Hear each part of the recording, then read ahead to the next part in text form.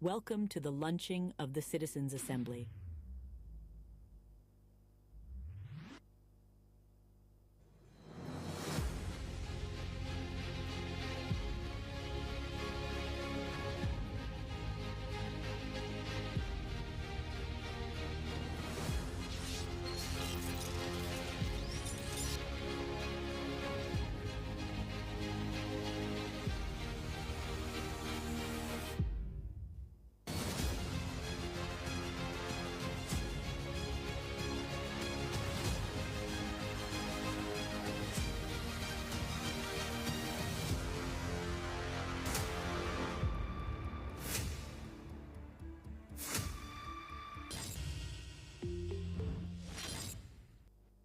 Welcome to the launching of the Citizens' Assembly.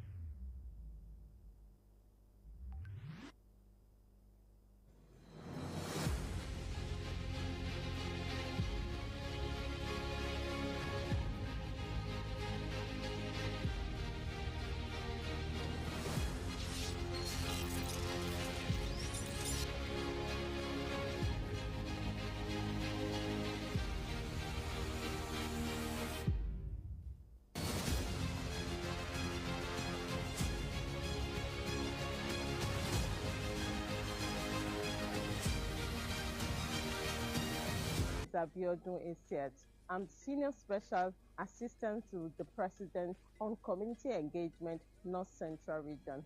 I bring good news to you about Renewed Hope Agenda. I'll be coming to your community to the North Central Region to pay courtesy visits, to have a chat with you, to have a dialogue with you. Community engagement is one of the new strategies of Mr. President to see how we can build democracy, to see how we can build two-way dialogue between the community and the presidency, and that's our role. We'll be coming to have deliberative dialogue with all of you, both the old, the young, the mothers, the disabled. Everyone has to be brought on board on the table. We are citizen-centered focus. We want our citizens to guide our governor, to promote the true value of democracy. That's the whole agenda for our community engagement plan. And also we're developing tracks and HAP systems, milestones, metrics that we use to track that will be given to citizens to track any of our engagement, from the discussion and also to what has been done about some of your problems, for us to hear from you what the issues are, and for also me to also share with you the renewed hope agenda that you have to benefit from. It's cut across from education to health, to your road, to your community, to everything that concerns you. Please, let's work together. Thank you very much. I look forward to having a wonderful time with you throughout this tenure of this administration. Thank you.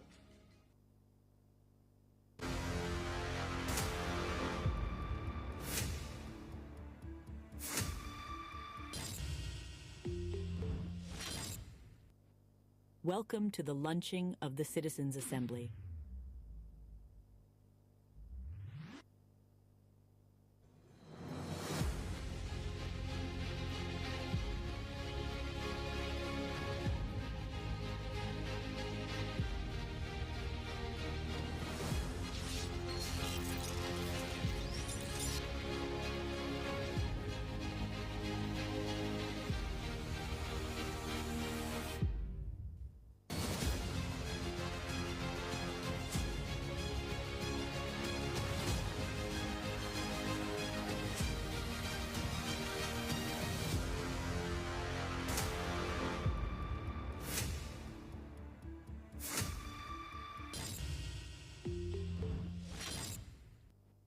Welcome to the launching of the Citizens' Assembly.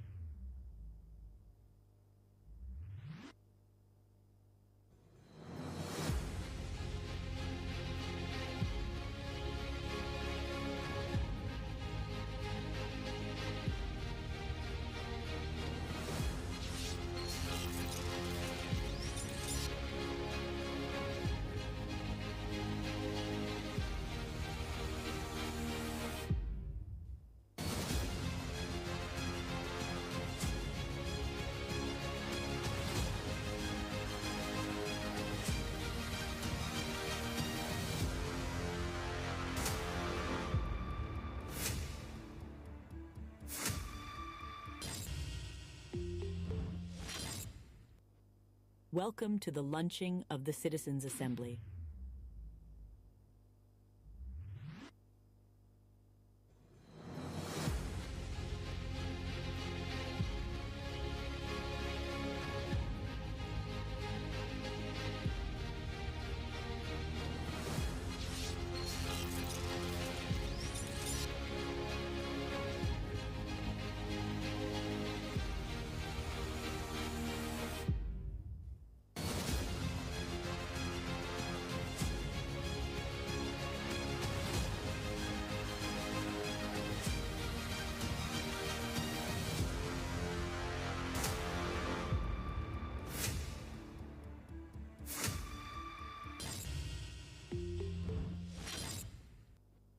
Welcome to the launching of the Citizens' Assembly.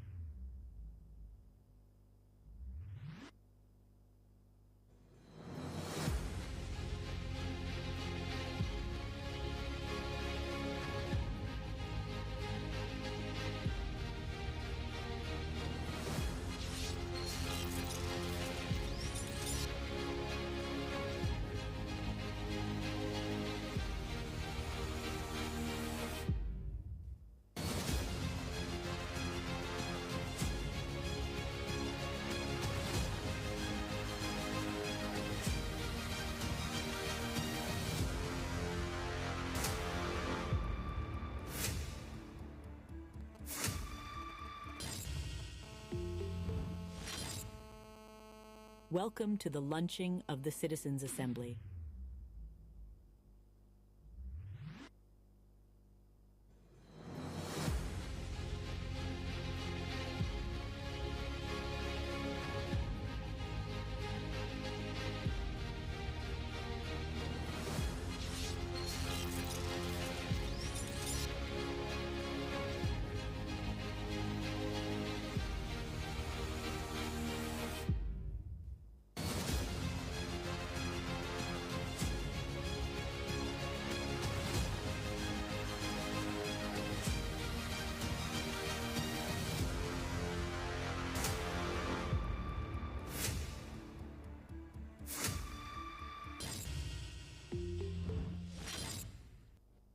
Welcome to the launching of the Citizens' Assembly.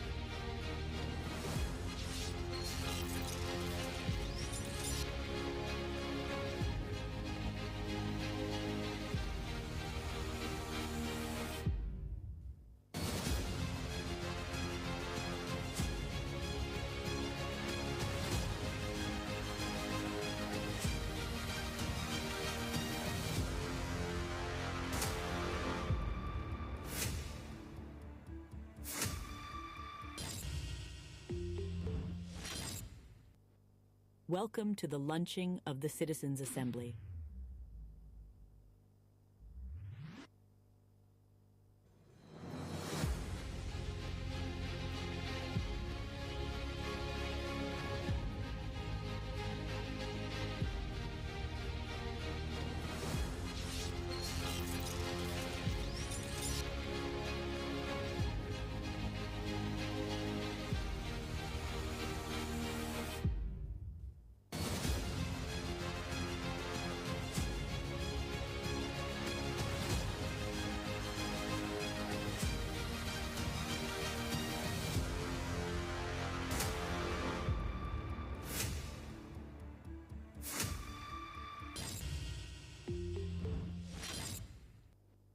Welcome to the launching of the Citizens' Assembly.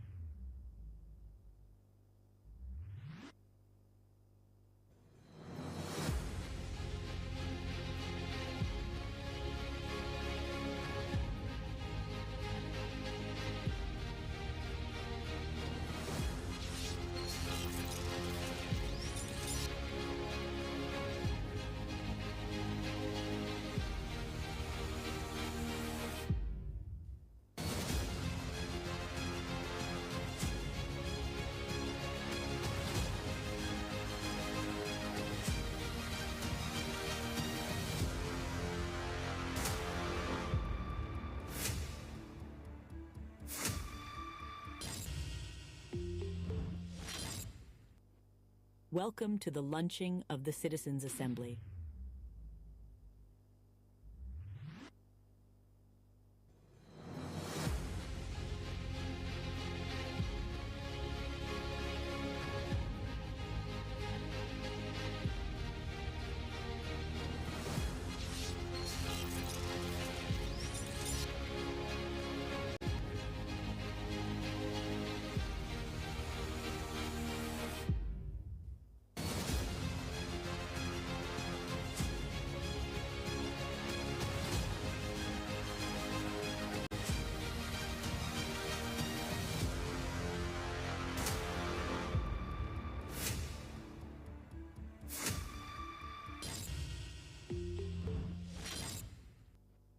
Welcome to the launching of the Citizens' Assembly.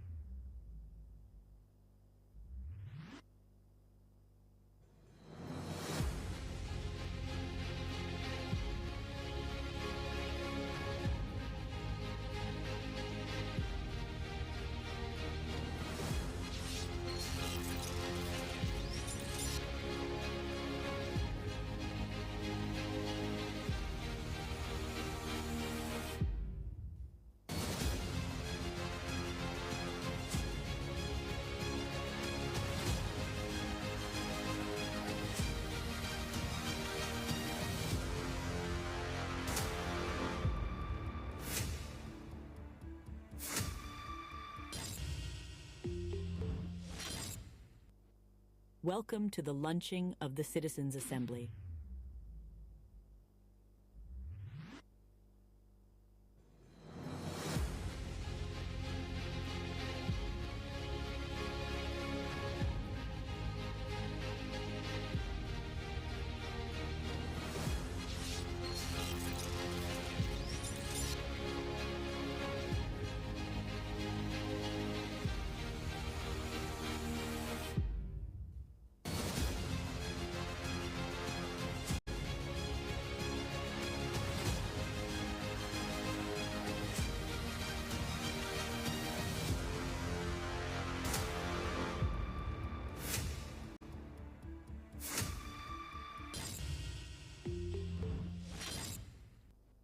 Welcome to the launching of the Citizens' Assembly.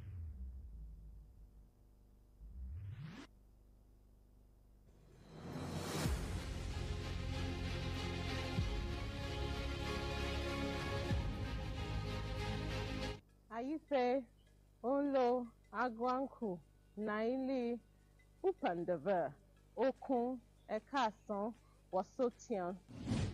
My name is Abiodun Esiet. I'm Senior Special Assistant to the President on Community Engagement, North Central Region. I bring good news to you about Renewed Hope Agenda.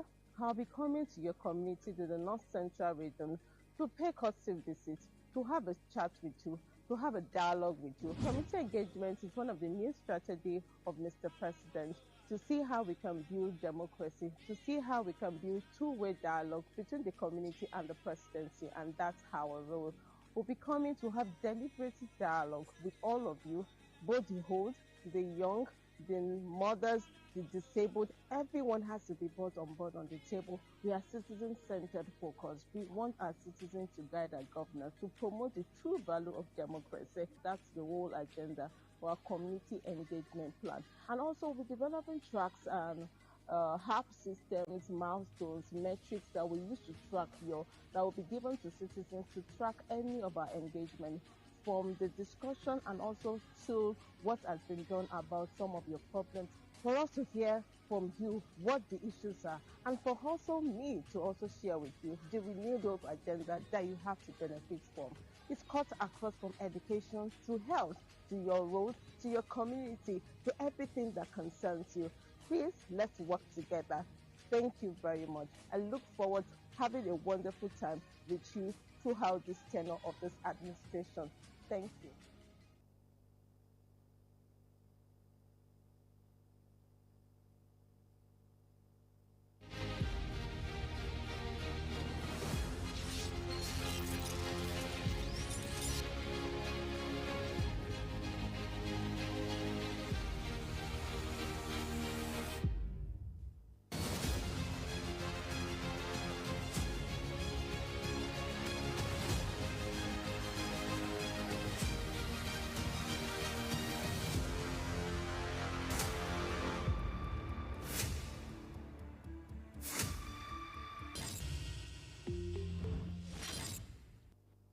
Welcome to the launching of the Citizens' Assembly.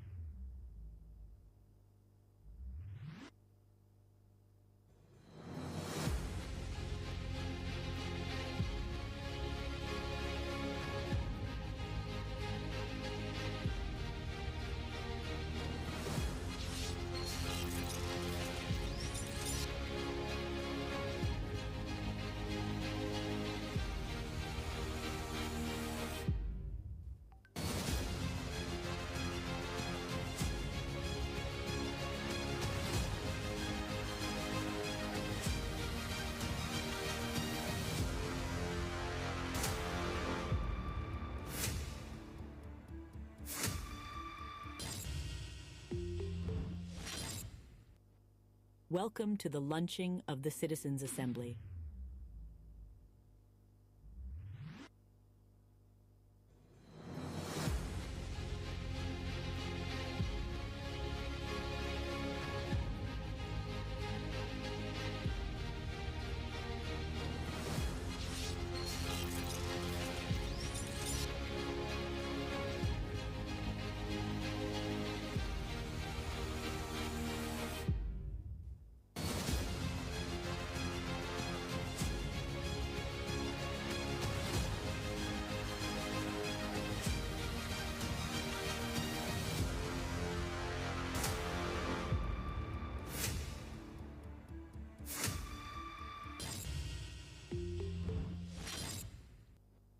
Welcome to the launching of the Citizens' Assembly.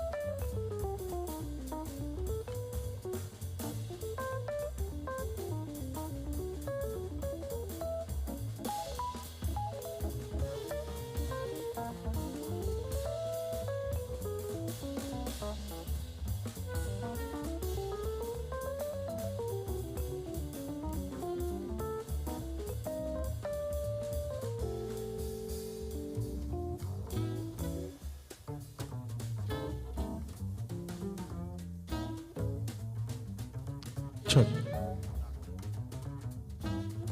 Check. 2, 1, 2.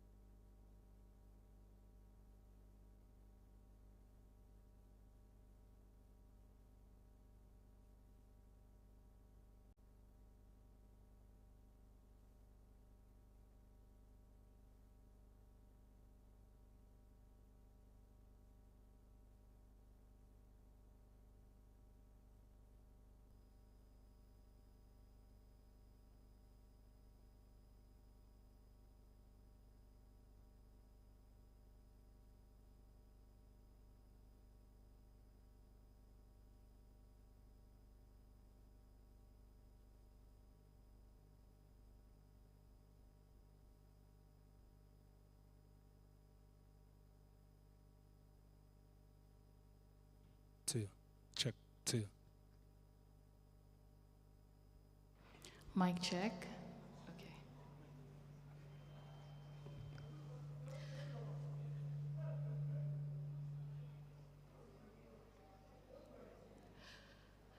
Good morning, very distinguished ladies and gentlemen. Good morning to us all.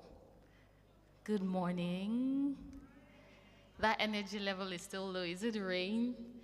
Okay, so good morning, everybody. Okay, I think we're getting to 60. I need 100%. Good morning, everybody. Now that's what I'm talking about. 100. Please give yourselves a round of applause. Thank you so much for finding out time from your busy schedules to be here with us today. It means a lot to us. You're welcome to the first edition of the Citizens Assembly. Yes, we call it 1.0, isn't it? This is the launch, the first edition. So please, let's give them a round of applause for even thinking about such an initiative and putting this together. I think I like that. Thank you very much.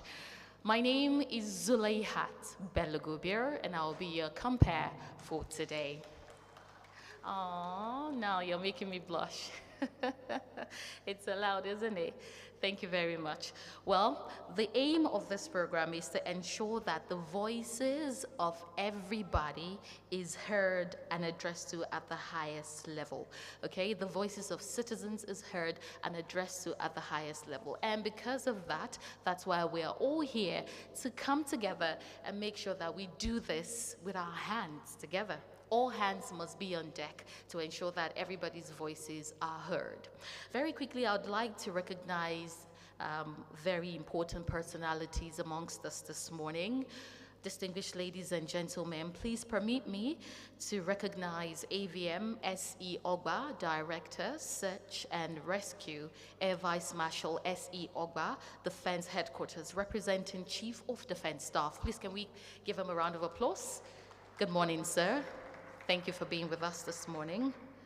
Also in our midst is Engineer Abisoye Koka Odusoye, the National Identity Management Commission, DG NIMC, that's NIMC, ably represented by Ayobami Abiola, TA Compliance, Policy and Partnerships, representing DG NIMC. You're welcome, ma'am. Good morning. There she is. Very distinguished ladies and gentlemen, once again, you're welcome to this beautiful gathering. I'd say good morning. Registration is ongoing, but as soon as we have more dignitaries amongst us, we'll get to start proper. Thank you very much for coming. Good morning.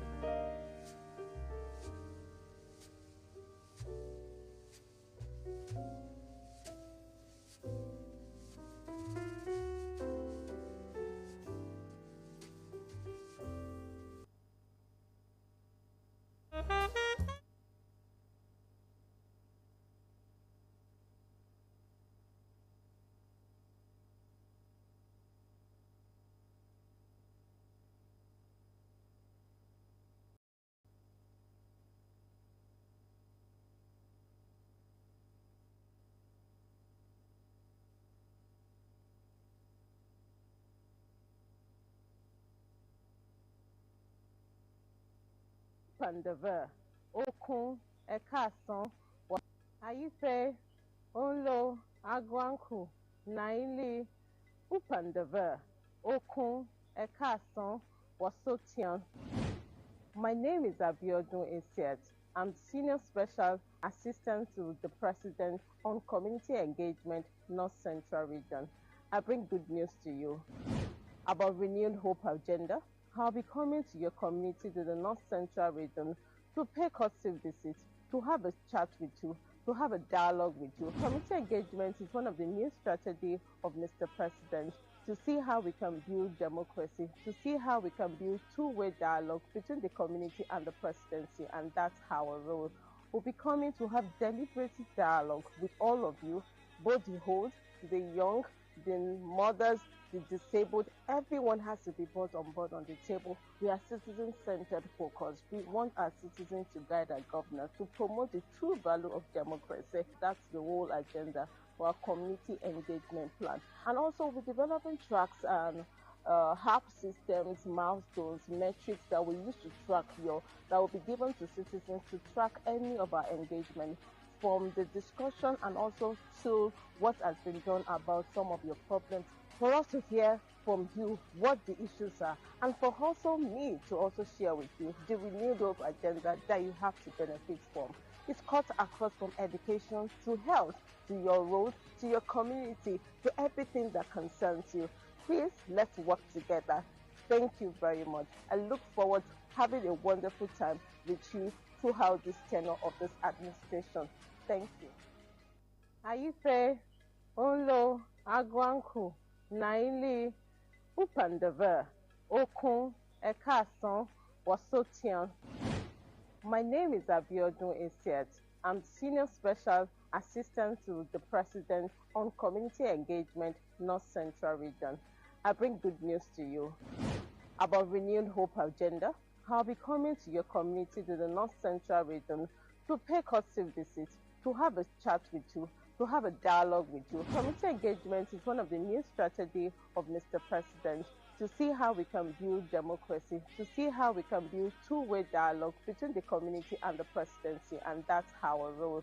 We'll be coming to have deliberative dialogue with all of you, both the old, the young, the mothers, the disabled. Everyone has to be brought on board on the table. We are citizen-centered focus. We want our citizens to guide our governor, to promote the true value of democracy. That's the whole agenda for our community engagement plan. And also we're developing tracks and HAP systems, milestones, metrics that we use to track that will be given to citizens to track any of our engagement, from the discussion and also to what has been done about some of your problems, for us to hear from you what the issues are, and for also me to also share with you the renewed hope agenda that you have to benefit from. It's cut across from education to health, to your road, to your community, to everything that concerns you. Please, let's work together. Thank you very much. I look forward to having a wonderful time with you throughout this tenure of this administration. Thank you. Ayife, Onlo, Agwanku, Naili, Upandava, Okun, Ekasan, Wasotian. My name is Abiodun Esiet. I'm Senior Special Assistant to the President on Community Engagement, North Central Region. I bring good news to you about Renewed Hope Agenda. I'll be coming to your community to the North Central Region to pay courtesy visits, to have a chat with you, to have a dialogue with you. Community engagement is one of the new strategies of Mr. President to see how we can build democracy, to see how we can build two-way dialogue between the community and the presidency, and that's our role.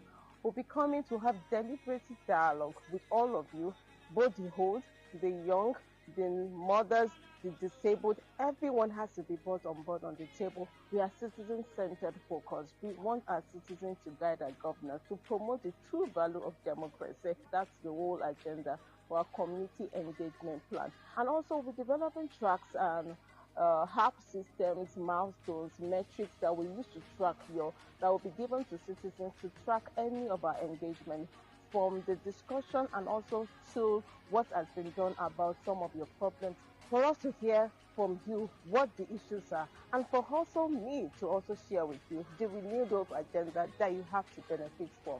It's cut across from education to health, to your road, to your community, to everything that concerns you. Please, let's work together. Thank you very much. I look forward to having a wonderful time with you throughout this tenure of this administration. Thank you.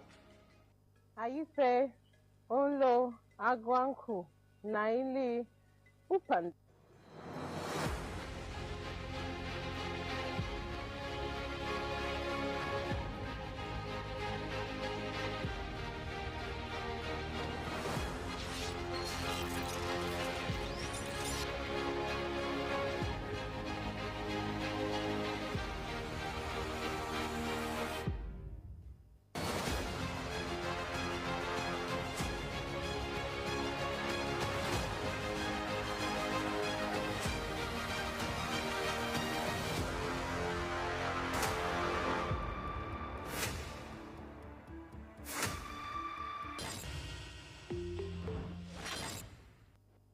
Welcome to the launching of the Citizens' Assembly.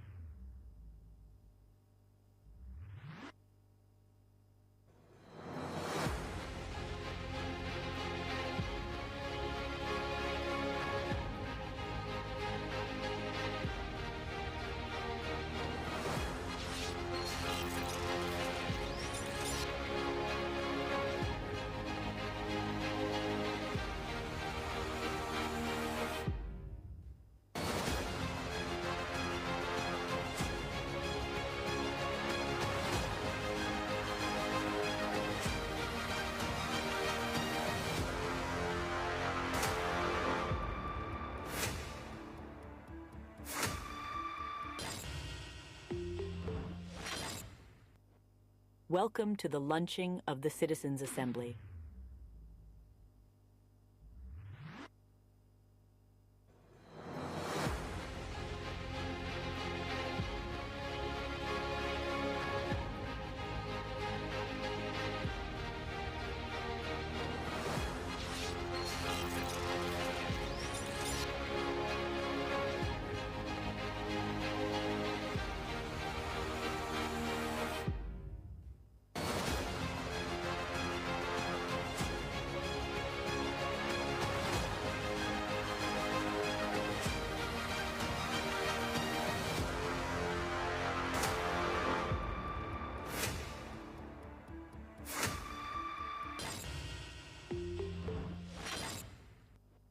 Welcome to the launching of the Citizens' Assembly.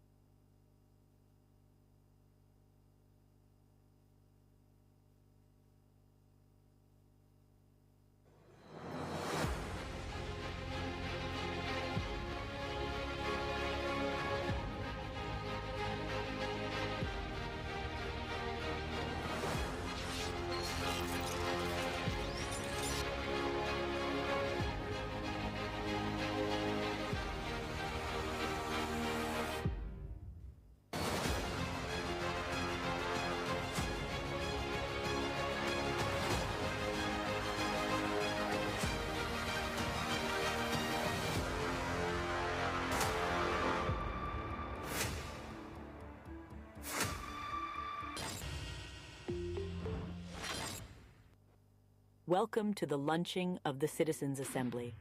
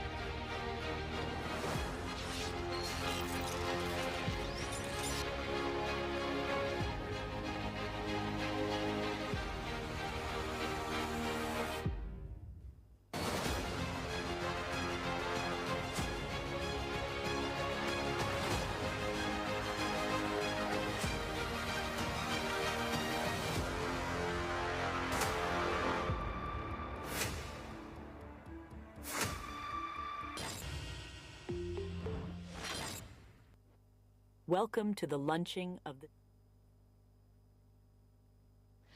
Your Excellencies, very distinguished ladies and gentlemen, shall we all rise for the national anthem? Thank you.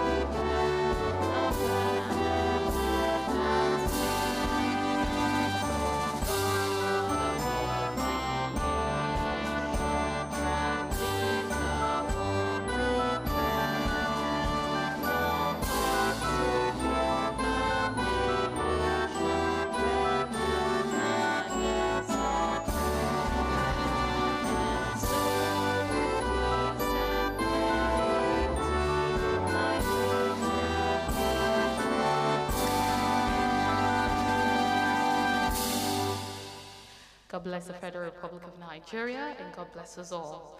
You may be seated. Thank you. Your Excellencies, very distinguished ladies and gentlemen, good morning. It gives me great honor to be standing before you this beautiful Monday morning as your compere for the official launch of the Citizens' Assembly here at the Banquet Hall, Presidential Villa, Abuja.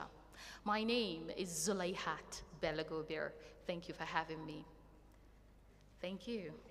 All right, very quickly, I'd like to recognize very distinguished guests amongst us this morning. Please, if our hands are not so busy, can we applaud Dr. Matthew Ayibakaro, British High Commission, Abuja Governance Advisor. You're welcome, sir. Nice to have you with us. Mr. Charles Onyemachi, British High Commission Program Officer, is also here. You're welcome, sir. In our midst this morning is Obialonama Naubi Ayodele from Malibu Foundation. You're welcome, ma'am. Good morning. Also in our midst is Dayo Israel, APC National Youth Leader, who is here with us. You're welcome, sir. Good morning. Barrister Chimdi Niliaku, Governance, Peace and Security Thematic Working Group, AU Youth Reference Committee Chairperson. She's here with us. You're welcome, ma'am. And our partners, Abiodun Christiana, Chester Global, Abuja Liaison Office is also here. Thank you very much for coming. Also in our midst is Dr. Amina Salihu, MacArthur Foundation, the Deputy Director, Africa. You're welcome, ma'am. Good morning. And then, without wasting much of our time, we'll be recognizing our guests as they come and join us. Let me quickly call on Alagbe Jacob for the overview of the Citizens' Assembly, the reason why we're here. Please, very distinguished ladies and gentlemen, can we give him a round of applause? You're welcome. Good morning, all. Distinguished guests, Your Excellencies, permit me to stand on the already established protocol.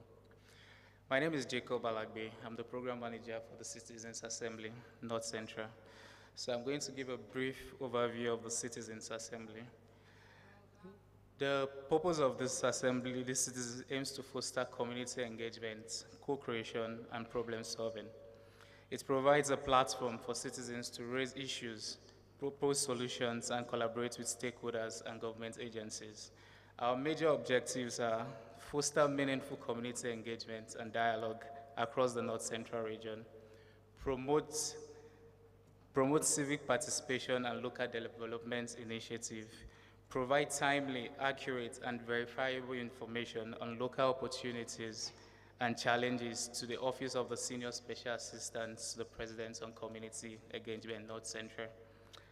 Maintain productive relationships with key stakeholders, including traditional rulers, local government executives, and councillors, and support and participate in state level and regional programs and projects. Our mode of operation, it's dual mode of operation. We operate online through our online platforms, our groups, and we operate on site too. We are going to meet physically to have this assembly. The structure, the assembly operates under the guidance and oversight of the Office of the Senior Special Assistant to the President on Community Engagement, North Central. The assembly is co-chaired by the 7 state coordinators, one representing each of the states in the North Central region and the FCT. During the inaugural meeting, volunteers will nominate a secretary and an assistant secretary to kick off the physical meeting. Here's a brief summary of our journey so far. Though today marks the official launch of this novel initiative by the Office of the Senior Special Assistant to the President on Community Engagement, North Central, the Assembly has been functional since July 8, 2024 via our online platform. We have received well over 20 verified cases and challenges relating to security, natural disasters, infrastructure, and human rights infringements across Benue, Kogi, Kwara, Nasarawa, Niger, Plateau State, and the Federal Capital Territory. Through our collective efforts, we are at different stages of profiling solutions and have resolved some issues, such as the lack of water supply to Karo and its environs in Abuja Municipal Area Council. Distinguished ladies and gentlemen, Your Excellencies, this success story wouldn't have been possible without the collaborative efforts of stakeholders at both the federal and the state government levels, and our ever-active volunteers. We thank you once again for honoring us with your presence to this event. Thank you.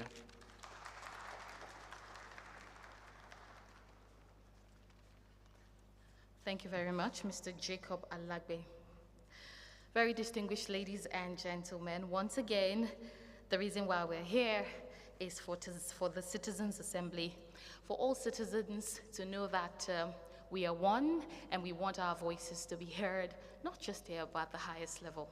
Very distinguished ladies and gentlemen, permit me to welcome our very own.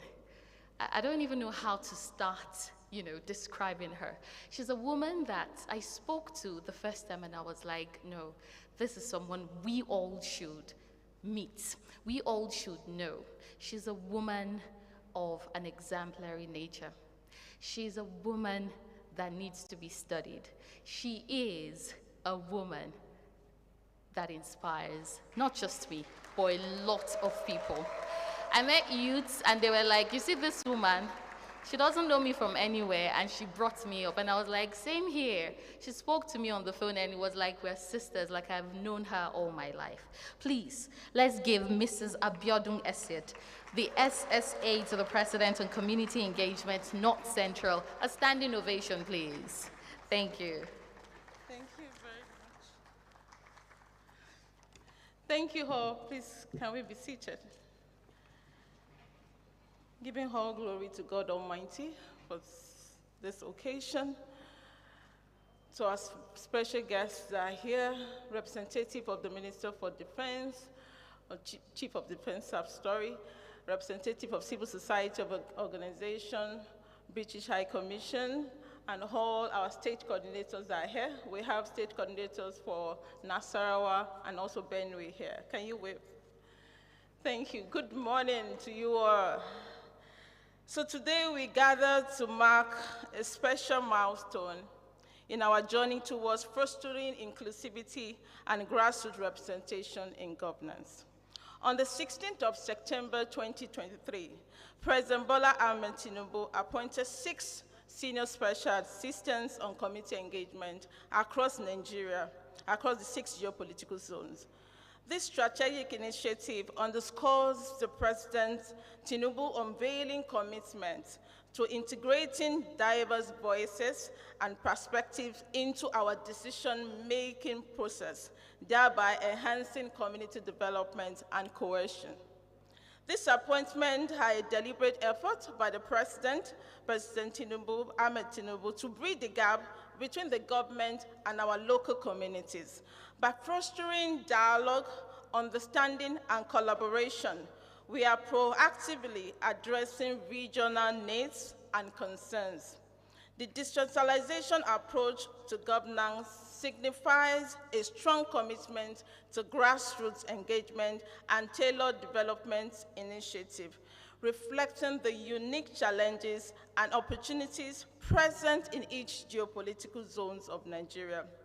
Community engagement plays a crucial role in building trust between the federal government and the citizens. It establishes a direct connection and ensuring that the voices of the people are heard and considered in the corridors of power. To gain a clearer insight into the challenges facing our grassroots, we conducted a survey in March 2024 involving over 166 respondents from the North Central region, including Abuja, Benue, Kogi, Kwara, Nasarawa, Niger, and Plateau State. The findings revealed a significant disconnect between the federal government and the local communities. For instance, 48.2% of our participants perceived a lack of engagement from the federal government. 78.3% feels unrepresented in the government's policies and decision-making process. 62.1% consider community engagement organization effective. 68.7% believe the government doesn't consult the local community before implementing projects. However, nearly 90% believe that co-creation can lead to more sustainable, contextually relevant solutions.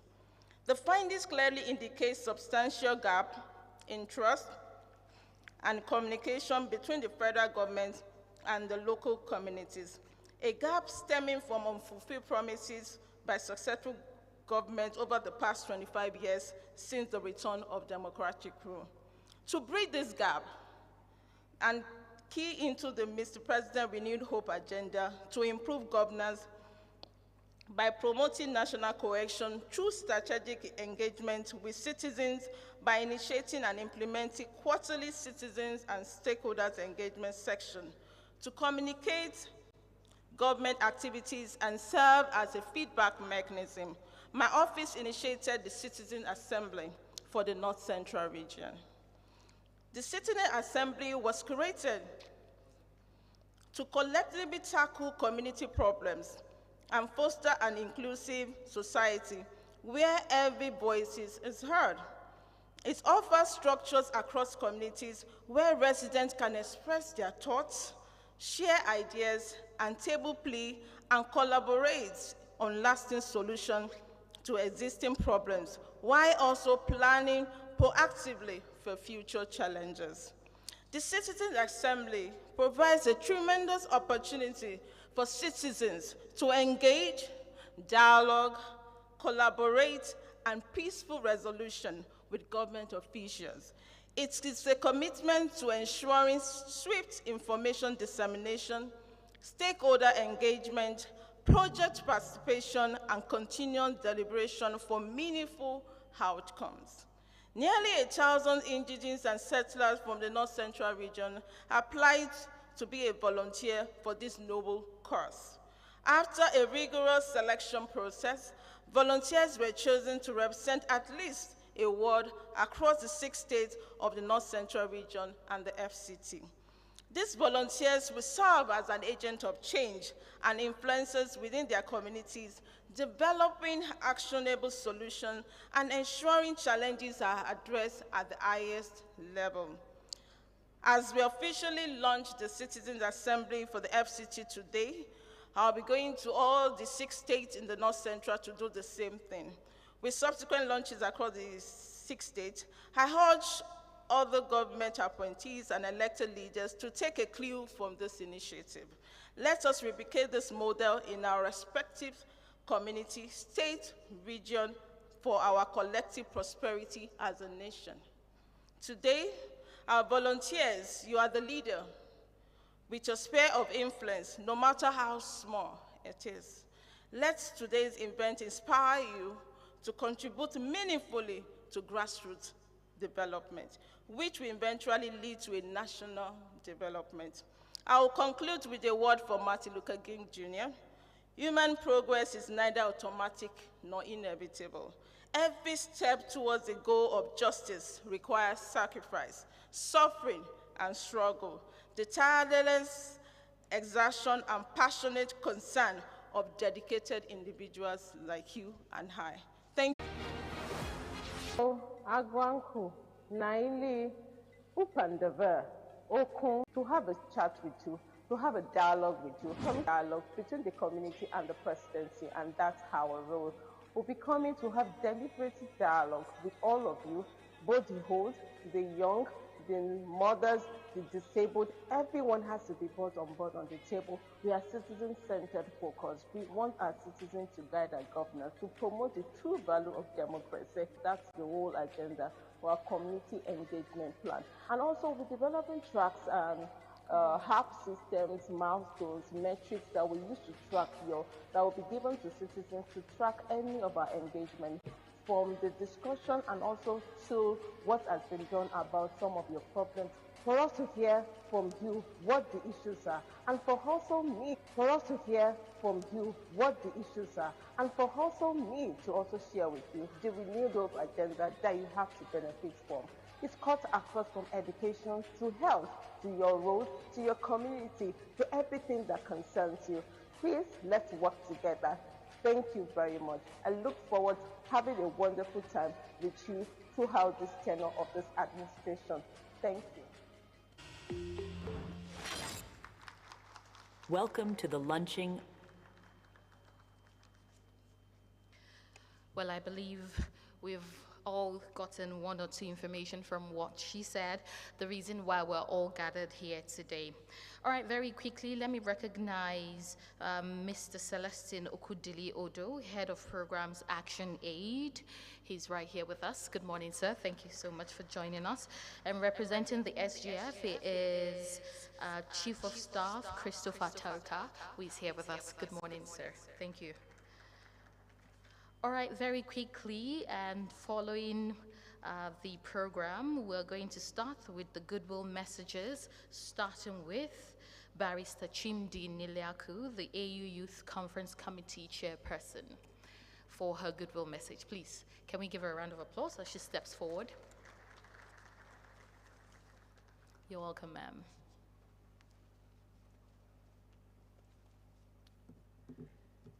A very good morning, distinguished ladies and gentlemen.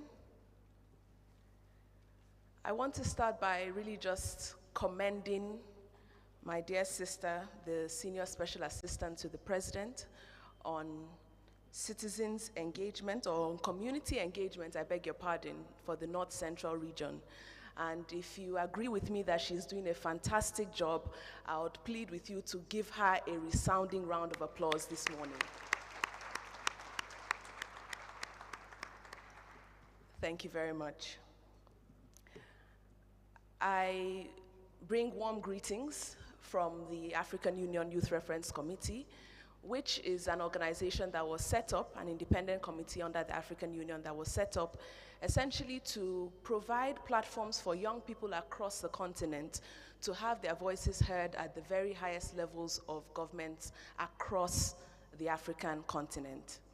And so when my sister told me about this event and told me about the wonderful initiative of a citizens' assembly, I was truly, truly delighted. And I want to congratulate her for walking the talk by actually doing it. As a country, as states, as communities, as a continent, we know that we can't get very far without having that close relationship between government and citizens. It just can't work without that level of synergy. And so I really am very delighted that such an initiative has come on, and I look forward to the ways, and again, just in tune with what you've said, we, even at the House of Reps, at the Speaker's office, are looking at how we can create more avenues to engage with the people, because we can't make laws without hearing what are the concerns of the people. And so we've had engagements with women. We're having a youth town hall coming up on Wednesday, and several other things that we're trying to put together to ensure that we have meaningful citizens' engagement. So please, everybody in the room, let's continue to join hands and work together as people from all sides of the divide, whether you're civil society, whether you're government, whether you're an international development partner. If we want Nigeria to work the way we want it to work, we must all come together. So once again, I really celebrate you. Right about now, let's have Dr. Matthew Ayibakaru from British High Commission, the governance advisor, for his own Goodwill message. You're welcome, sir. Thank you very much. Your Excellencies, House of Civil Society here. It's really exciting to see Celestine sitting in front. Lovely to see you. Ladies and gentlemen, I'd want to start by appreciating you for inviting the British High Commission here, and I bring you greetings from the High Commissioner to the Citizens' Assembly. And I'd like to start by congratulating you following in what my predecessor had just said, for putting together this initiative. As you noted in your remarks, participation is very fundamental to good governance, and especially when it is driven in a very proactive way. Be part of good governance processes, and that the way they participate is actually as meaningful as required by democratic standards. And Citizens' Assembly are actually a very good example of such participatory democratic processes. In the context of current democratic trends around the world, but also back here in Nigeria, it is really important that we are getting citizens who are the fundamental elements of every democracy to be a part of such processes. At the FCDO, we continue to support good governance initiatives across Nigeria, here in Abuja in the FCT, but also at the subnational and local government levels. And some of the partners I see in the room have been part of these processes, and it is good that it's been brought to the very center of governance here. I'd like to actually note the fact that in places like Lagos State and in Rivers State, we have trialed citizens' assemblies at local government levels. And over the last 2 years, we've seen very amazing results when government officials sit in the room with citizens to co-create governance solutions. And therefore, we're quite delighted to be invited to this initiative. and are quite willing to engage you as you take this assembly to the various states in the North Central region. And with that, I'll close by congratulating you and your team for this really bold initiative and wish you all the best as you action the assembly across the region. Thank you very much. Thank you very much, sir. And then from our partners, let's have Abiodun Christiana Lufa from Chester Global, Abuja Liaison Office for a Goodwill message. Please can we give her a round of applause as she comes forward? You're welcome.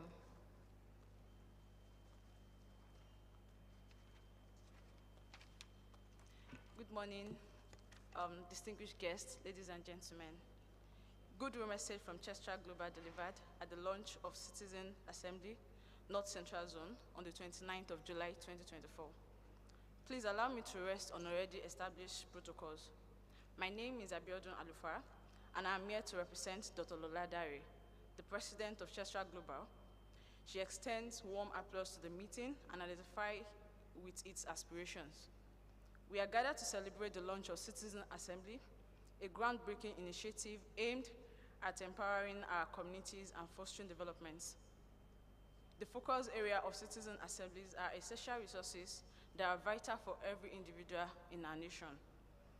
Earlier this year, Mrs. Abiodun Essin, along with other stakeholders, led the launch of a citizen action campaign, Change the Narrative Now.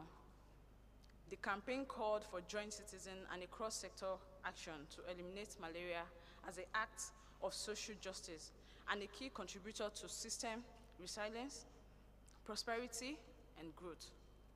Today, we are delighted to join forces once again with Mrs. Abiodun Estin, the Senior Special Advisor, the Senior Special Assistant to the President on Community Engagement.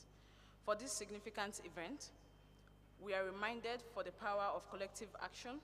It is through a united effort that we can drive the transformative changes necessary for a prosperous nation. Citizens' actions and community resilience are foundations of transformation, prosperity, economic growth, and sustainable development. The pivotal role of citizens are intervention in health, education, nutrition, agriculture, food security, climate change adaptation, digital inclusion, and financial services from the first to the last mile. We appreciate the commitment and dedication of Mrs. Easton and our colleagues to this cause and are delighted to partner to move this forward. Let us continue to work together to build an equitable future for every Nigeria, wherever they live, work, or play. Àjọṣe di àjọjẹ ìdàgbàsókè. Àmín. Thank you.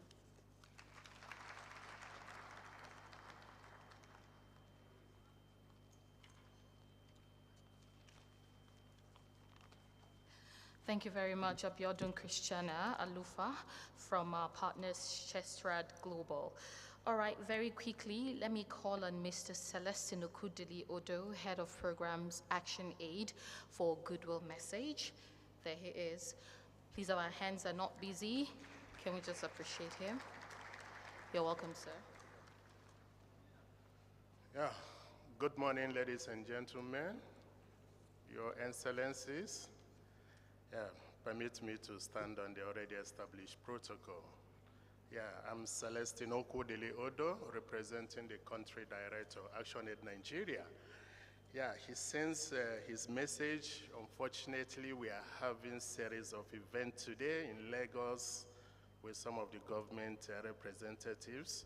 So he's not opportune to be here, but I'm sending his regards. Yeah, ActionAid, we are so happy with this happening today, the launching of Citizen Assembly.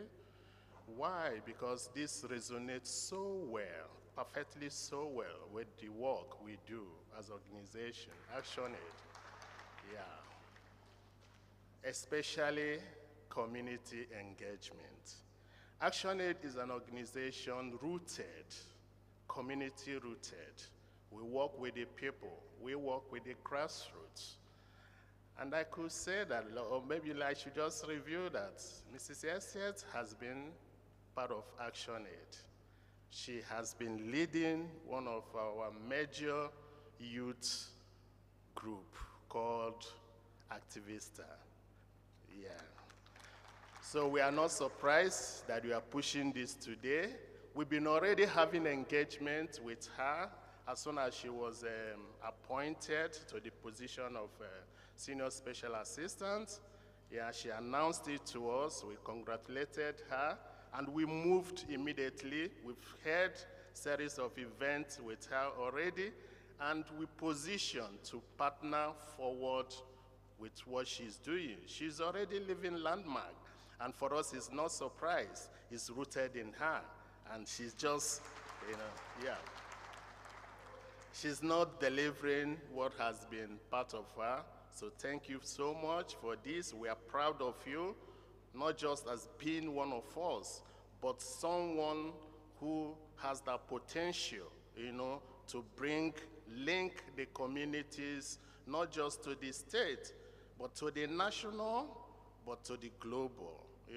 What's happening at the community level has a lot in shaping the global agenda, and that is why it's very important to us. We call this linking the local to the global. And for us, we cannot just say that we are with the people when the people's voices are not heard, especially from the community level. For ActionAid all over the world, across the globe, we've been empowering the citizens for their voices to be heard. Not just their voices to be heard, but being in a position to set their own agenda, setting their own agenda and being able to drive it. So our target is a just world. We are looking at a world, where justice will thrive. We are looking at a world where poverty is eradicated. Not just reducing poverty or alleviating poverty, but total eradication of poverty. Poverty is man-made. It's man-made. It's a product of injustice within our society. And we believe that with collective effort, with the participation of the people from the community who constitute our major constituents, a lot will be achieved collectively. Thank you once again. We are proud of you. We continue to stand behind you. Thank you. Thank you, sir. We really appreciate. All right, I'd like to acknowledge from the Presidency, Office of the Chief of Staff to the Secretary to the Government of Federation, Chief of Staff Christopher Terika, who took out time from his busy schedule to be here with us today, and he's going to be launching this event, making it open later on. Thank you very much, sir. We appreciate that you're here with us. All right, moving on, I'd like to recognize Honorable Emmanuel Inyang, representing AMAC Chairman. He's right here with us. You're welcome, sir.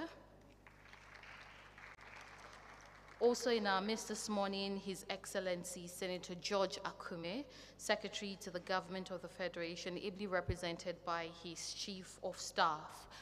You're welcome, sir. His Excellency Muhammad Badaru Abubakar, Minister of Defense, is here with us. Major General A.T. Jibril, retired, is representing the Minister. You're welcome, sir. Thank you so much for coming. All right, moving on to the Goodwill messages once again. Let me quickly call on Obialunama Naubi Ayodele, Civil Society OGP, for her own Goodwill message. Please, let's appreciate her as she comes forward.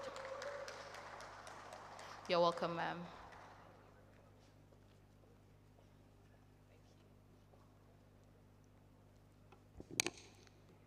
Very distinguished ladies and gentlemen, please permit me to stand on the already established protocol.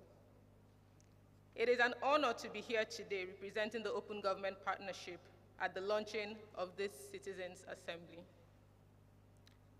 We gather at a pivotal moment in Nigeria's journey towards inclusive governance and citizens' participation in government decision-making.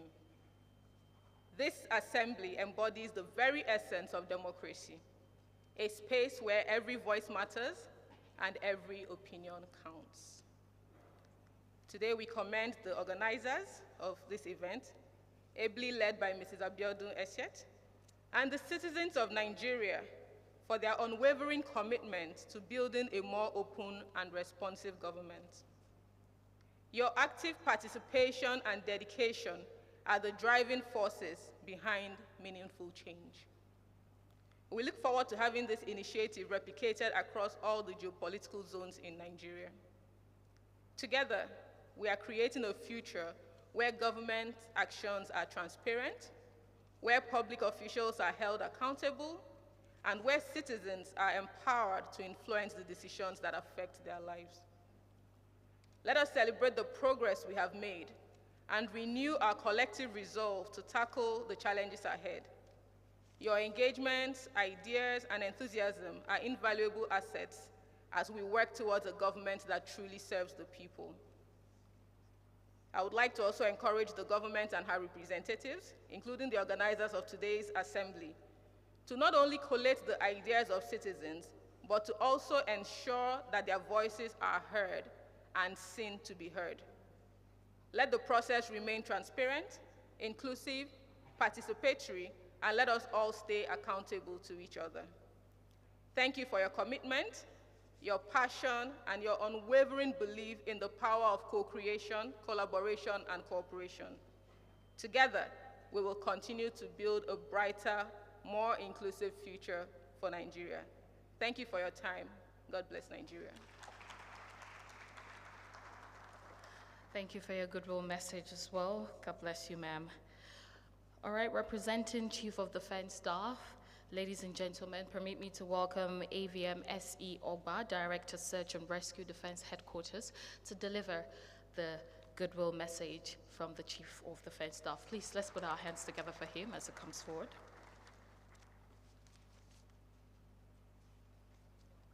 Thank you very much.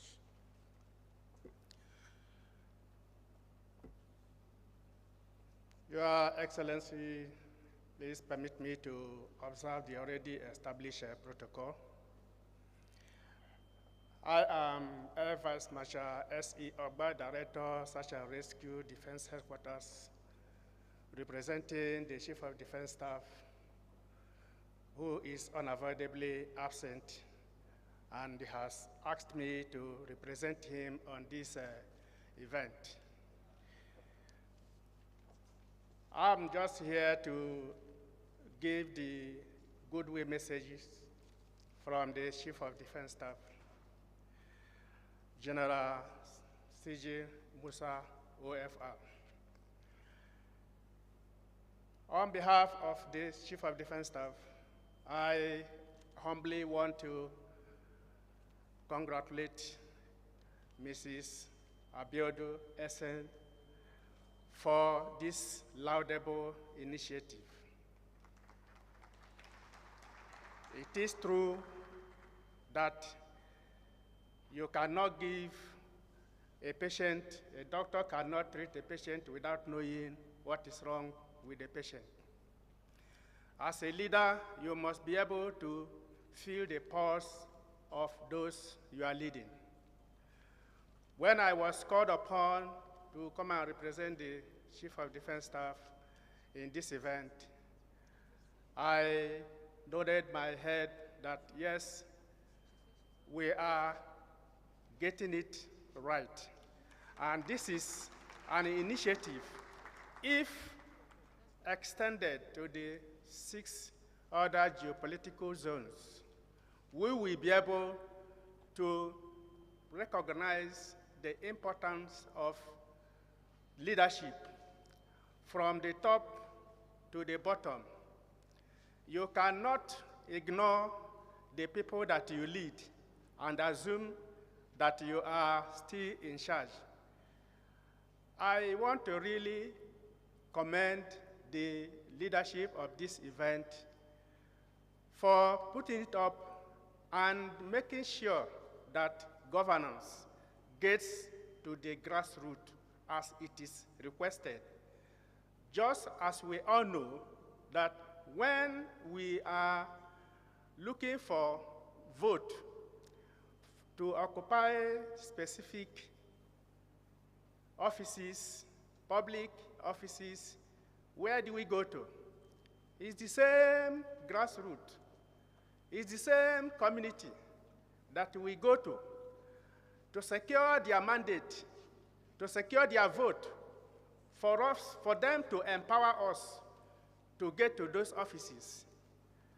But all over the years, we have all witnessed that once we climb to that top, to that appointment, we seem to disregard, we seem to forget those that are in charge, those that held the ladder for us to get to the top.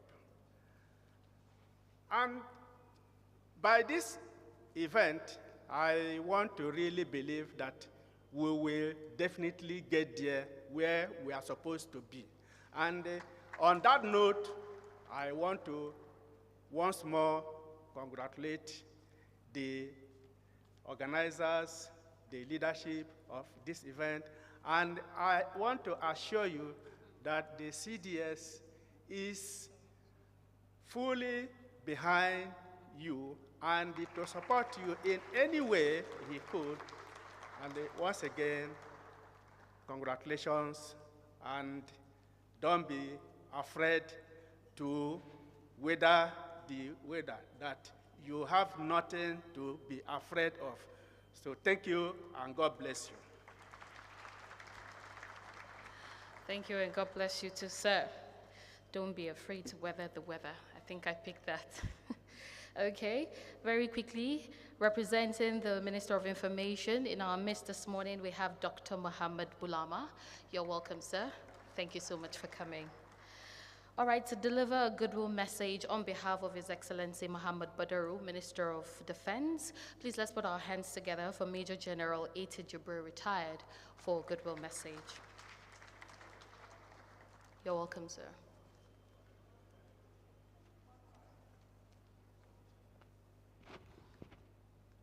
Distinguished guests, ladies and gentlemen, as has been said, my name is Major General Ahmed Tijani Jibrin. I'm the Special Advisor Technical to the Honorable Minister of Defense, who is unavoidably absent at this occasion due to other important national engagements. He asked me to represent him, and first to congratulate Ms. Abiodun Eshet for this wonderful initiative. I believe Citizens Assembly is a program that is aimed at reaching out deliberately and more closely to the citizens, to sensitize them about their rights, about their responsibilities, and also to educate them about what the government is doing for them, so that they will understand that if you are giving something, you are expected also to give something.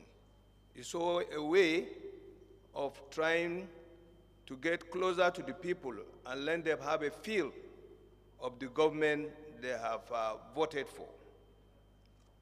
Again, it's important for me to mention on this occasion the activities I personally know Mrs. Abiodun Eshet is doing. Since she was appointed, I could say, by my reckoning, she is the most visible SSA to the President on community engagement. She's everywhere. She reports what is happening in the community, especially the communities that are threatened, and asks for support for them. She calls from Plateau, from Benue, from Niger, from all over.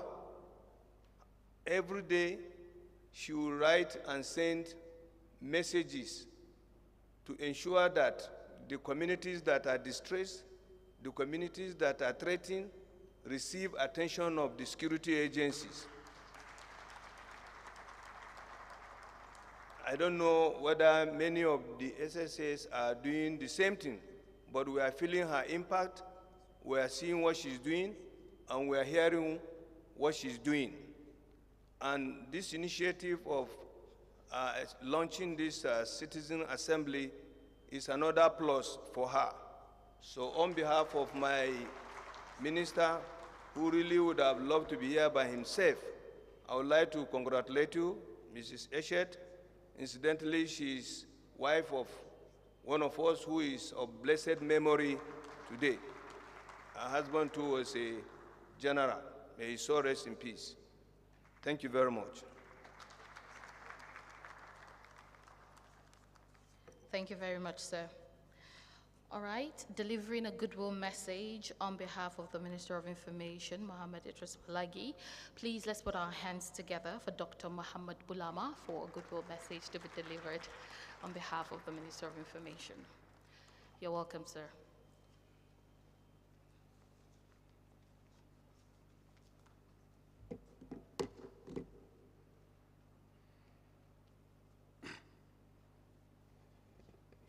Good morning, ladies and gentlemen. Please permit me to stand on already established protocol. Like the MC said, my name is Mohammed Bulama, Director General of Federal Radio Corporation of Nigeria, representing the Honorable Minister of Information and National Orientation, Alhaji Mohammed Idris, who is unavoidably absent. As you will all imagine, these are very, very busy days for him. So he will have wished to be here personally, but I'm sure you will understand why he's probably not here. And my duty here this morning is to, on behalf of the Honorable Minister and the Ministry of Information, first of all, congratulate Mrs. Abiodun Eshed and the Office of the SSA to the President on community engagement, not central, for all the very great things she's been doing, as has been highlighted by the General a moment ago, and for launching this Citizens Assembly this morning. And after having done that, I would like to crave your indulgence to quickly highlight some of the major milestones that the present administration of His Excellency President Bola Ahmed Tinubu has achieved by way of policies that touch the very essence of the Nigerian citizens. And I'm doing so on behalf of the minister. Of course, he has asked me to come here to give a highlight of these very important milestones. There are several of them. One of them, of course, is the national minimum wage. As we are all aware, the National Assembly has already passed the 70,000 naira minimum wage bill, approved and transmitted to the president, and I'm sure that he will very shortly sign this into law. The minimum wage will be reviewed every 3 years, contrary to what obtained in the past, which was 5 years. And that will reflect and reconcile fresh economic realities and living standards with workers' remunerations. This will succeed the current 35,000 naira wage award that is being paid to all federal workers. As you will recall, for the last 7-8 months or thereabouts, the federal government has been paying an additional 35,000 naira to every federal civil servant in Nigeria. This has been a temporary measure. Now that a new minimum wage law has been passed into law, that will now, of course, cease to be. Then, of course, another important milestone is the local government autonomy, which has just been granted through the instrument of the Supreme Court judgment earlier this month. As you know, before now, the practice was for the state governments through the joint account to appropriate and exappropriate the funds that are meant to for local government. But President Bola Ahmed Tinubu moved to implement the local government autonomy by approaching the Supreme Court for a decisive verdict, which is a testament to his administration's commitment to reconciling to restructuring the nation, strengthening governance and development of the grassroots, and entrenching effectiveness and accountability in local government administration. With this game-changing initiative, institutional empowerment has come to local government areas in Nigeria. They will now witness unprecedented socioeconomic transformation. The federal government will ensure that the Supreme Court judgment is enforced as intended. Another area where landmark achievements have been recorded is the agricultural sector. In this sector, 42,000 meters of tons of associated grains approved by the President Tinubu administration for distribution to poor and most vulnerable Nigerians was done in February 2024. This has been delivered to targeted populations in all the states and the Federal Capital Territory. In addressing rising food prices, in a six-month short-term plan, President Tinubu in July approved the suspension of tariffs, duties, and taxes on the importation of maize, rice, wheat, and cowpeas, authorized the importation of 500,000 metric tons of wheat and maize, ordered that all existing mechanization supports and incentives to farmers be sustained, and directed the immediate engagement of youth and women in greenhouse farming. Additionally, President Tinubu earlier this month released 20 trucks of rice to each of the 36 states and the FCT for distribution to most needy Nigerians. These are very important steps that have been taken. Hopefully in the next couple of months, Nigerians will begin to see the effect of all that, because this will definitely bring about a significant crash in the prices of food items in the country. By the time, because all these policies we are talking about, they are initiated only this month of July. So we expect about 3 months or thereabouts for us to see them yielding the desired results. And God willing, we'll begin to see that. And as you are aware, 20 trucks of rice to each state of the Federation and the Federal Capital Territory was released by the President. And the state governors were given the responsibility to distribute this. So it is the duty of Nigerians to ensure that they hold their governors responsible to ensure that these foods are distributed and they reach the people that were intended for.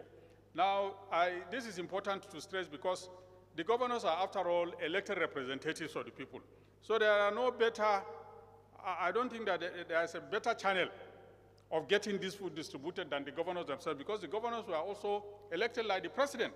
So if the president gives this responsibility to the governors are supposed to carry them out to the latter. So if any state governor fails to do that, I think it's the duty of citizens to engage these governors and make sure that that is carried out to the latter. We also have significant milestones in the area of social security intervention to the state government. The president has recently reimbursed 35 states and the FCT, a total of 36 states and the FCT, a total of 438 billion naira for the expansion of livelihood support in the form of grants, food palliative, and other social protection programs under the Nigeria Community Action for Reliance and Economic Stimulus, NG CARES. The federal government had in December 2023 also disbursed 135.4 billion to states and the FCT under the same program. In total, in the last 8 months, over 573 billion naira has been distributed by the federal government to Nigerian citizens through their state governments. Remember, these are not grants. These are not loans. These are grants meant to be distributed to Nigerian people. That's over ½ trillion naira. The federal government has done that. And again, like I said before, we need to hold our state government responsible if these grants have not reached their desired targets. Then there's the post-subsidy removal presidential grants and loan schemes. Disbursement of the 50,000 naira grant under the 50 billion naira grant component of the presidential conditional grant and loan scheme is still ongoing. That is 50,000 naira to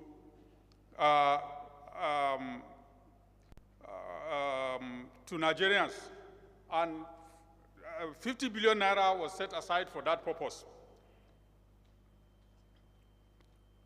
Is still on so far, over 600,000 Nigerians have received 50,000 naira grants across the 774 local government areas. Also, disbursement of the 100 billion MSME and manufacturing loans will commence after the completion of the ongoing final stage of verification by August.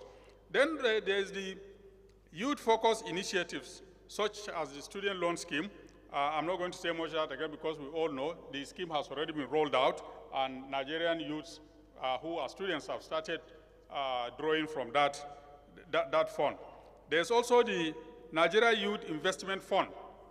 The Federal Executive Council in March 2024 approved the take-off of the restructured Nigeria Youth Investment Fund with an initial seed-up capital of 110 billion. The objective of the NYIF is to improve access to finance for youths and youth-owned enterprises for national development, generate much-needed employment opportunities, and to curb youth restiveness, encourage out-of-school marginalized, unemployed, and underemployed youth to venture into sustainable, viable, income-generating projects and ventures.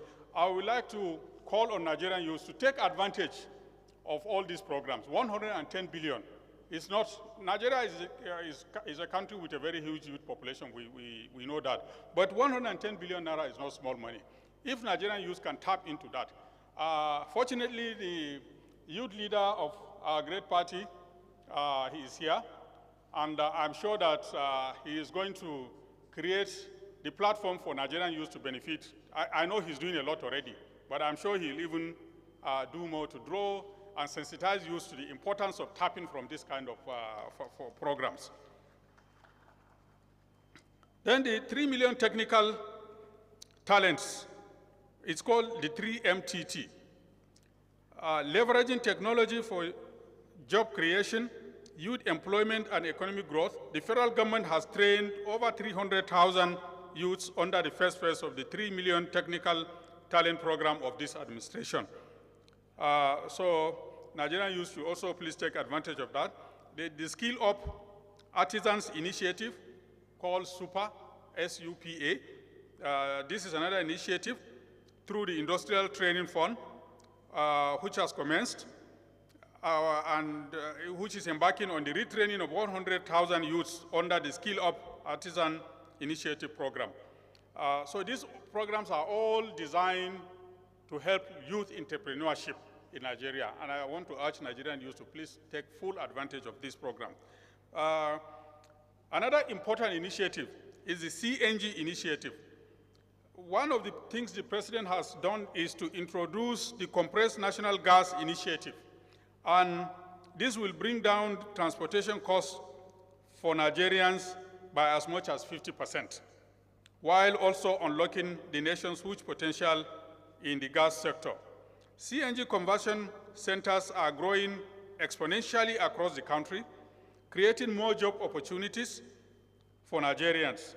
Since the launch of the initiative last year, we have seen over 50 million American dollars in private sector investment in setting up CNG conversion and fueling facilities nationwide. the federal government has also made available 30,000 kits for the conversion of 30,000 petrol-powered commercial vehicles to CNG-powered engines at no cost within the next 90 days. Also, the first batch of CNG mass transit buses procured by the federal government for distribution in the 36 states and the FCT have already arrived. And I'm sure that this particular program is going to be a game changer. It means that Nigerians don't have to rely on petrol. They don't have to go and buy petrol in the fuel stations at the cost or the prices at which they are buying them now. CNG will cost less than half of what it takes to buy a liter of petrol, a liter of CNG. So if these buses arrive and all the conversion centers start working, it means that transportation cost will come down exponentially. And one of the major causes of the rise in food prices in Nigeria today is the cost of transportation. So hopefully in the next month or two, we are going to see the outcome as far as this is concerned. There are a lot of other major initiatives in the area of healthcare. I don't want to bother you with all the details. In the area of infrastructure, we know that the federal government's drive for development is going on through the construction of the 700-kilometer Lagos-Calabar Coastal Highway, passing through 8 states, while the 1,000-kilometer Sokoto-Badagry Superway, passing through 7 states, and 477-kilometer Calabar-Abuja Superway, which is also passing through 6 states, have been unveiled. The Port Harcourt-Maiduguri rail line is also undergoing reconstruction, among other projects. President Tinubu has also approved a sum of 280 billion for the completion of the Bodo-Boni Road in Rivers State. Currently, the administration of President Tinubu is undertaking emergency repair of 330 roads and bridges across 6 geopolitical zones. Also important to mention, of course, is the Renewed Hope Agenda housing program that is going on across the country. In all the states of the Federation, construction of homes, affordable housing for Nigerians is going on. Here in Abuja, it's taking place all over Nigeria. And then recently, the Minister of Finance reeled out certain very important indices that have shown that the Nigerian economy is indeed taking a turn for the better. We are beginning to see light at the end of the tunnel. We are approaching the end of the tunnel, and light is beginning to show. And some of these economic indices include the fact that our external reserve has hit a 7-month high of 3.7 billion in July. Nigeria has recorded a record-breaking trade surplus of 6.52 trillion in the first quarter of 2024. Now compare this with a deficit of 1.41 trillion recorded in the fourth quarter of 2023. So from a deficit of 1.4 trillion, we have now reached a positive increase of 6.52 trillion naira. First quarter economic growth in 2024 was the second fastest first quarter growth in the last 6 years. Another one is for the first half of 2024, non-oil revenue came to 30% more than the target in 2024. The 2024 budget target without any increase in taxes. Nigeria's external debt has fallen in dollar terms from 108 billion to 91 billion in the last year. Just 2 minutes, I'll be done. I'm almost through. The federal government has also ended the ways and means financing while still meeting all its obligations. The federal government has also fully paid back 7.3 trillion obligations inherited. One of the things Nigerians have been agitating about is the fact that our debt kept rising at a point. Now that is beginning to drop. What we are saying is that we used to owe as much as 108 billion. Now it has fallen to $91 billion. The federal government, our debt service to revenue ratio has also fallen from 97% in the first quarter of 2023 to 68% in 2024. The 2024 budget deficit is moving in the right direction, currently at 4.4% of GDP, with a target of 4.1%, down from 6.1% deficit recorded in 2023. Within the last year, the federal government has injected up to 1 trillion naira worth of incentives into the manufacturing sector to boost local production for national sufficiency and exports. And finally, renewed Hope Infrastructure Development Fund, National Single Window Project, National Consumer Credit Initiative, and implementation of presidential oil and gas directives will generate billions of dollars in new investment and economic benefits.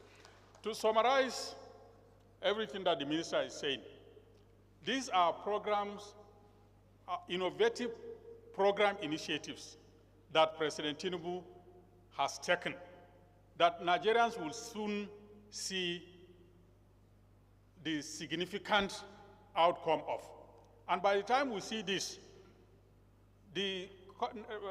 of course we admit that Nigerians are going through a very, very tough time. Everybody knows that, you know. But what we are saying is the president is doing his best. God willing, by the time these programs reach maturity in the next few months, we shall see a sea change in the fortunes of the Nigerian people.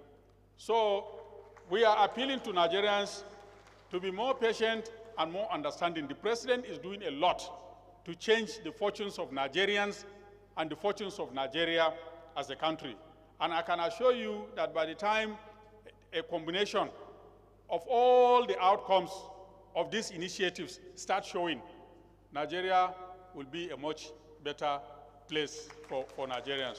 So please, we appeal to Nigerians on behalf of the Honourable Minister to continue to be a bit more patient. The end of this crisis is very much around the corner. You know, you will have to understand that it's like what we are going through is like the process of childbearing. And I'm sure that our ladies here will relate more with that. You know what it means? The pains, the trauma, the tribulations that you go through the process of childbearing. And you know that it's a temporary problem that will come to an end. And as soon as that ends, you know the overwhelming joy that comes after that. And I want to assure you that this combination of great programs the president is undertaking will, this analogy I'm drawing, you will see the result very soon. And we shall all gather for a big naming ceremony of Nigeria. Thank you very much. I believe we're all waiting for that naming ceremony of Nigeria. Yes, a lot of Nigerians can't wait. Thank you very much from the Office of the Minister of Information. Very distinguished guests. We've been listening to Dr. Mohammed Bulama, the Director General of Radio Nigeria. Thank you very much. So please, another beautiful round of applause for him. For those of us that have questions, I'd beg us to just reserve them much later. We'd start, asking questions. But then again, very quickly, I'd like to recognize from the Office of the President, Honorable Muhammad Abba Isa, the SSA to the President on Special Needs and Equal Opportunities. He's right here with us. You're welcome, sir. Thank you for coming. Also in our midst this morning is Hajia Mejida Adamu Kuku, SA to the Minister of State, FCT, Dr. Maria Mahmood. You're welcome, ma'am. There she is. Thank you. And then for the last Goodwill message, let me quickly call on Dr. Amina Salihu, MacArthur Foundation, the Deputy Director, Africa. I've been keeping you since, ma'am. You're welcome. No problem. Many thanks indeed, my sister Zaleha. As we sit in this hallowed hall, let me affirm our leaders past, present, and emerging, and the friends of Nigeria. My sister, Abiodun Esiet, many people seek to cause revolutions in government, but by one singular act, you have begun a revolution. And let me contextualize what I mean.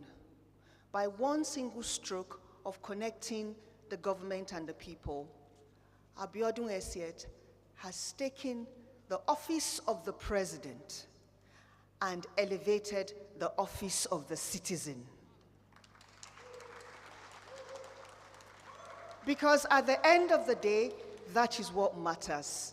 That is where all of us serving whatever capacity as leaders come from, the people, and that is where we're all going to return.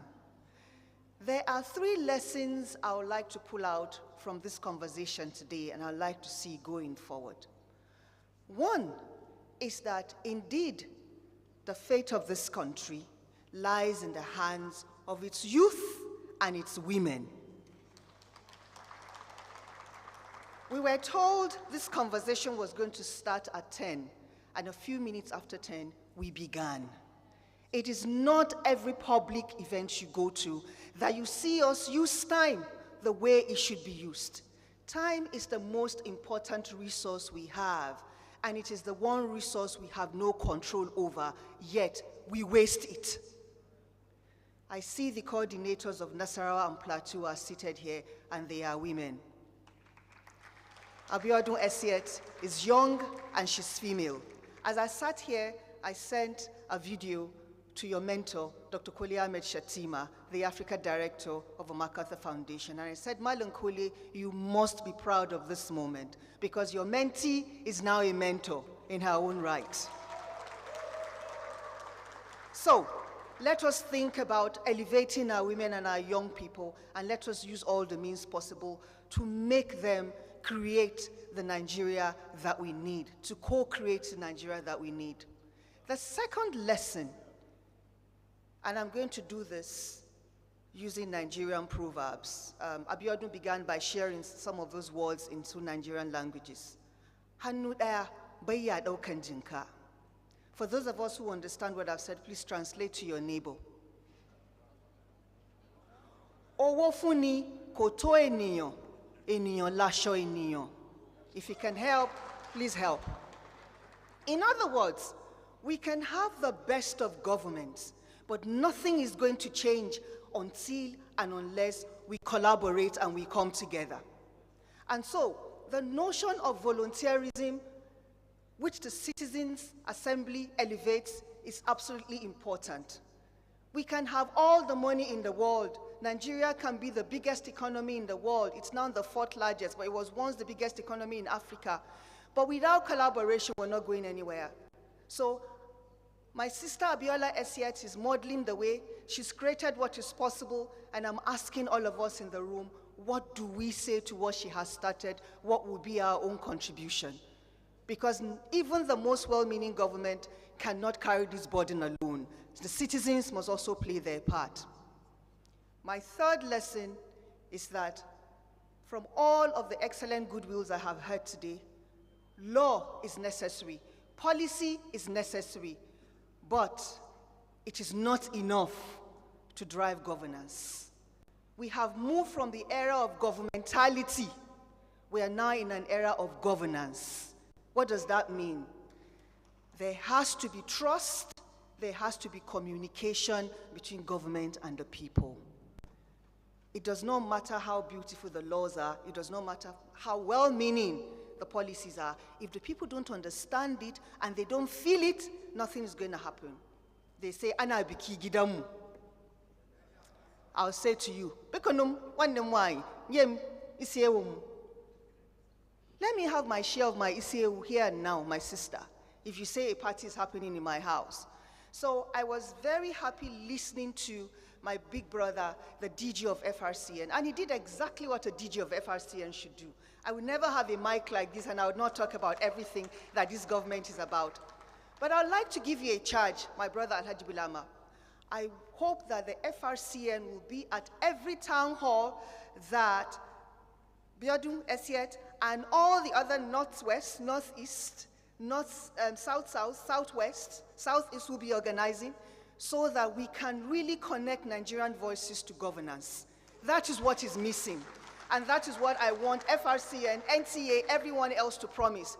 Because we really have an idea that is happening at the right moment. There could not have been a better time than now for Madam Abiodun Esie to have created this collaboration, this connection. And I'm going to end by asking all of us to please, as Nigerians, be bold. It's very important to be bold. But please also be optimistic, because we have no other country but this country. And there's no other continent that we can be called first-class citizens. Anywhere else you go, you'll be a second-class citizen. So please let us be bold, let us be optimistic, but let us also be involved. Don't tell us politics is dirty and you sit back. If you're ill, you look for the best doctor. If you want to build your house, you look for the best designers. And then when it comes to the affairs of this country, you turn your back. We can no longer turn our backs. Let us participate, let us pull together, because this country matters and Nigeria is worth living for. I thank you on behalf of the MacArthur Foundation.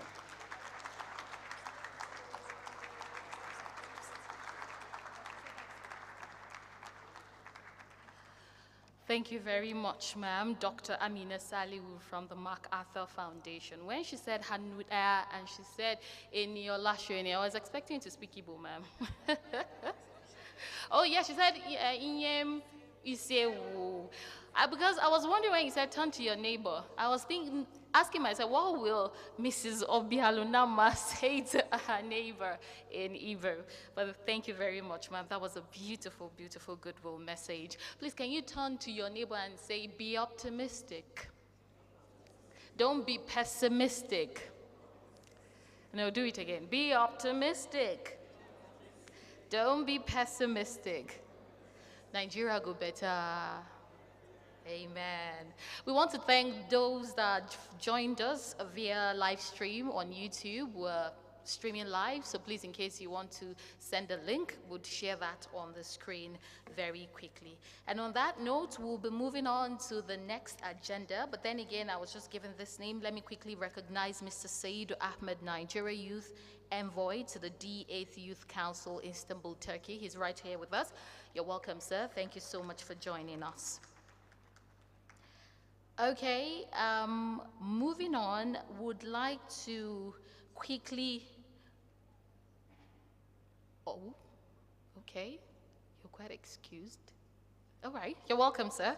I think you have a quick Goodwill message to deliver.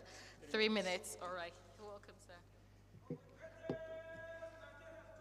Great. Great, great. Thank you. I would like to stand on existing protocols.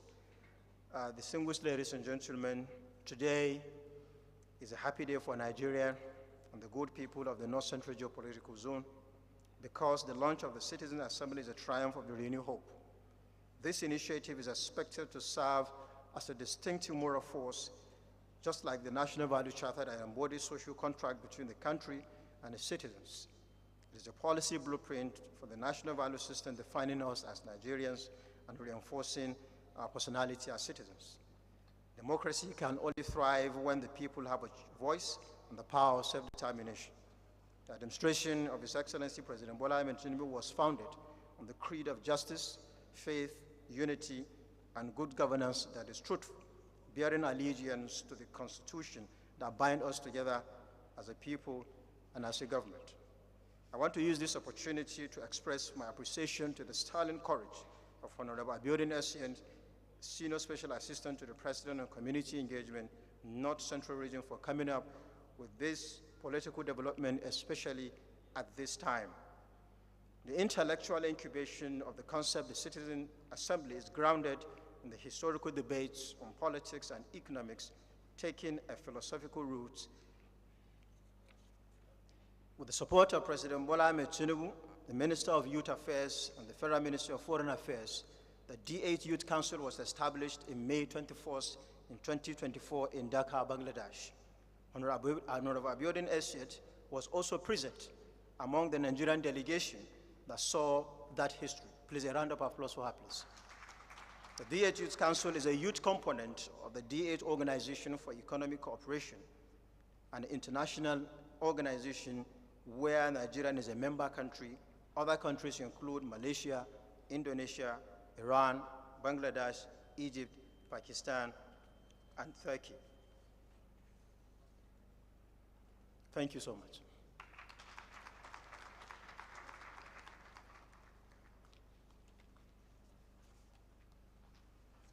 Thank you very much.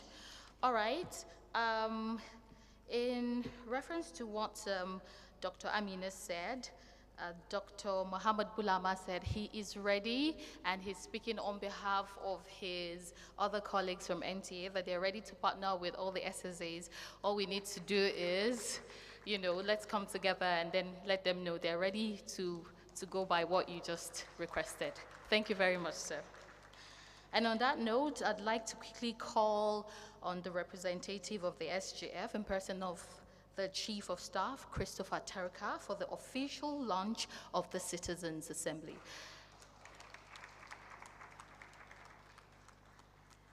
The time is now. I believe that applause is not enough. Can we do more?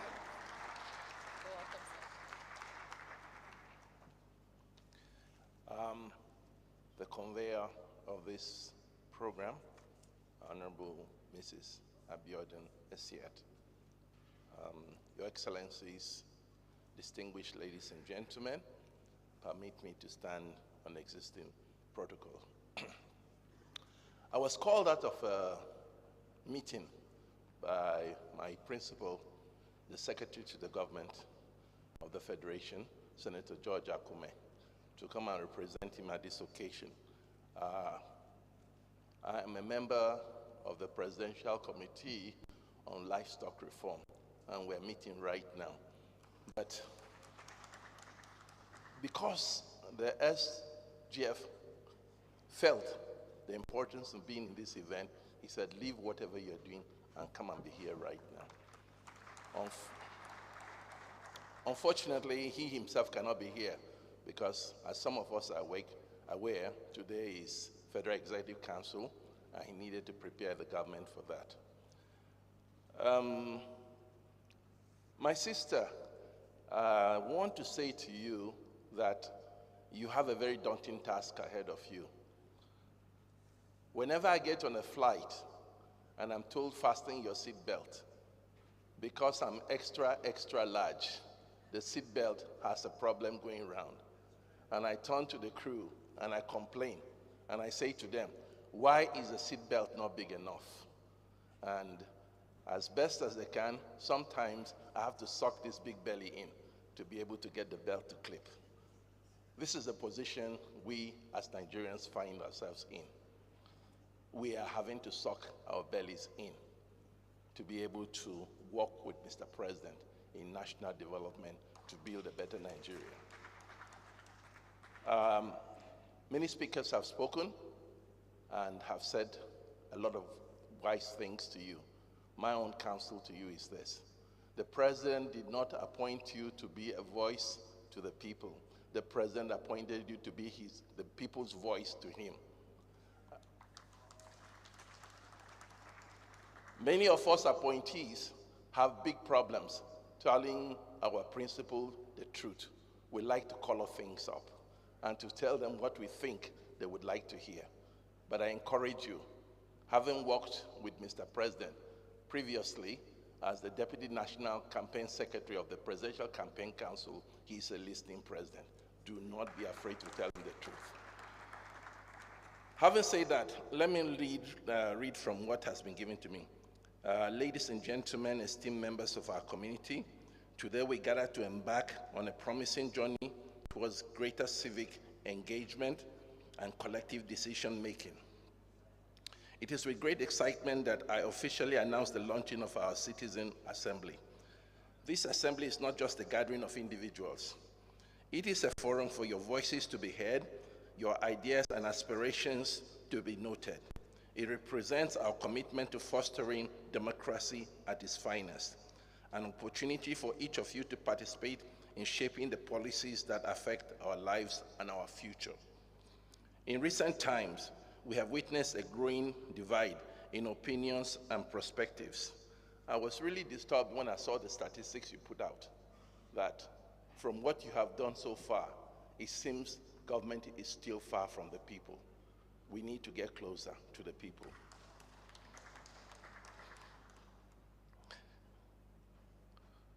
This assembly is designed to bridge that gap and bring together a diverse group of citizens from all walks of life. Together, we will discuss, deliberate, and develop solutions to the challenges we face as a community. Over the coming months, we will engage in meaningful dialogues guided by principles of respect, inclusion, and open-mindedness.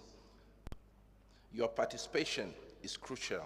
Each voice matters, and each opinion counts. We believe that together we can create a more informed, more compassionate, and more united community. As we embark on this adventure, let us remember that the strength of our assembly lies in our diversity and our willingness to listen to one another. This is in line with what the SGF is doing right now. Recently, we're just about to launch Let's Dialogue, Let's Not Protest. The decisions we make will not only affect our ideas, but will also echo the hopes and needs of our entire community. I invite each of you to step forward and engage fully and contribute your insight to this essential process. Together, we will shape a better tomorrow. I heard what the DG was reeling out, and there's a lot that's been done. For instance, the committee I'm on is designed not only to develop livestock in Nigeria, but to commercialize livestock. And when we say livestock, everybody thinks beef, cattle, Fulani. No, we're talking here sheep, goats, we're talking pigs, we're talking grass cutters, we're talking hair. Or we can develop this. This is a vast opportunity for our teeming youth to get in. And Mr. President has committed himself fully to that, to the coming to being of that ministry, so that we will create opportunities, not only in livestock development, but in livestock feed development, as well as in developing dairy products. So it's a growing field, and it's a growing opportunity for all Nigerians. On this note, I want to thank all of you for this exciting journey together, and I want to assure you, ma'am, of the full support of the Secretary of the Government of the Federation at every moment. You have taken a bold initiative and made us proud in the North Central by being the first SSA to launch out. We believe your colleagues will follow shortly. And as they come on board too, let us be firm in one thing: the people count. Let's go to the wards. Let's not stay in the government offices. Thank you. God bless you all. Representing the Office of the Chief of Staff to the Secretary to the Government of Federation, SGF, Chief of Staff Christopher Tarka has just officially launched the Citizens Assembly. Please, can we give him a beautiful round of applause once again? Thank you very much, sir. On that note, we're going to take the introductory video once again, right about now. For those of us that are just joining us, you're welcome to the first edition of the Citizens Assembly.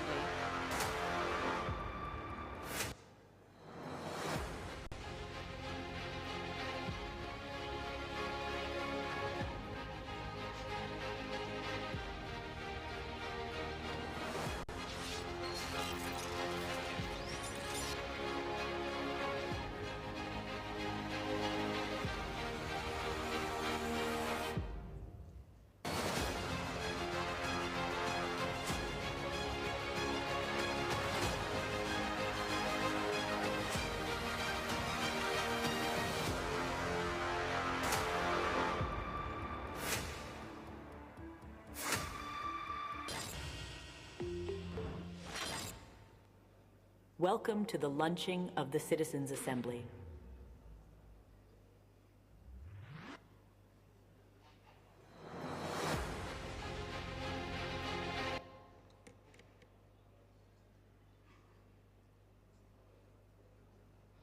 Okay, thank you very much for that beautiful video.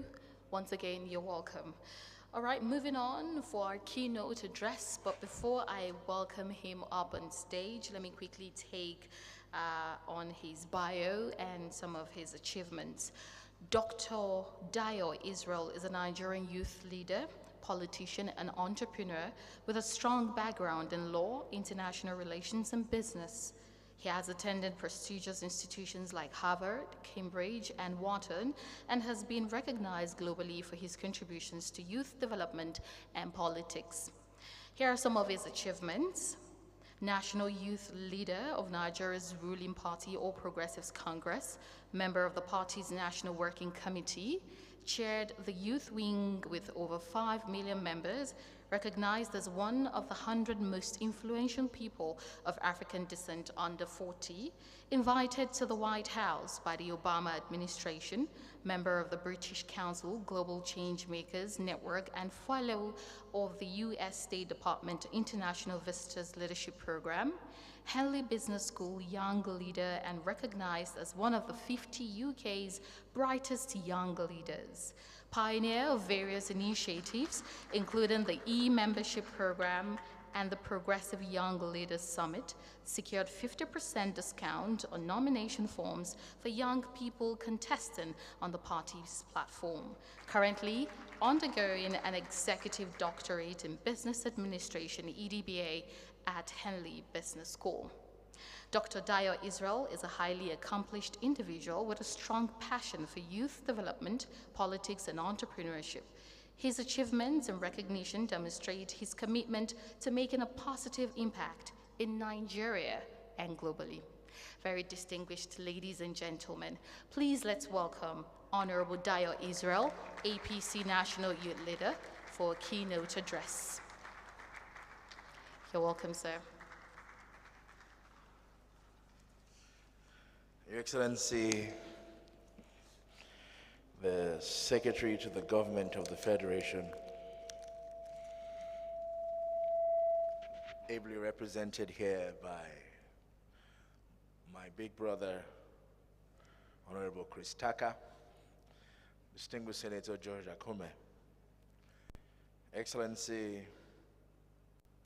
the Honorable Minister for Information and National Orientation, ably represented here by the Director General of the Federal Radio Corporation of Nigeria, representative of the Honorable Minister of Defense, General A.T. Juvrin.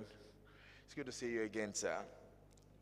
Reps of the Honorable Minister of FCT, the SSA to the President on Disability, my own sister, the wife of my former colleague, the former National Vice Chairman of APC for North Central, Honorable Mustafa Saliu, my darling sister, Mrs. Saliu, thank you for that. I didn't expect less.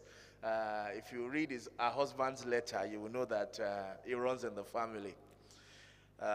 Representative of the Chief of Defense Staff, distinguished guests from the African Union, from the British High Commission, coordinators and focal persons, representative of the partners, Chestrat Global, and let me extend all the protocols or stand on the existing protocol.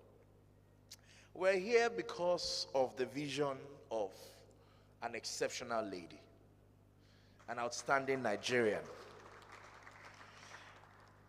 We're here because of someone who chose to walk a different path and to be a trailblazer in our generation, to be an exceptional senior special assistant to the president.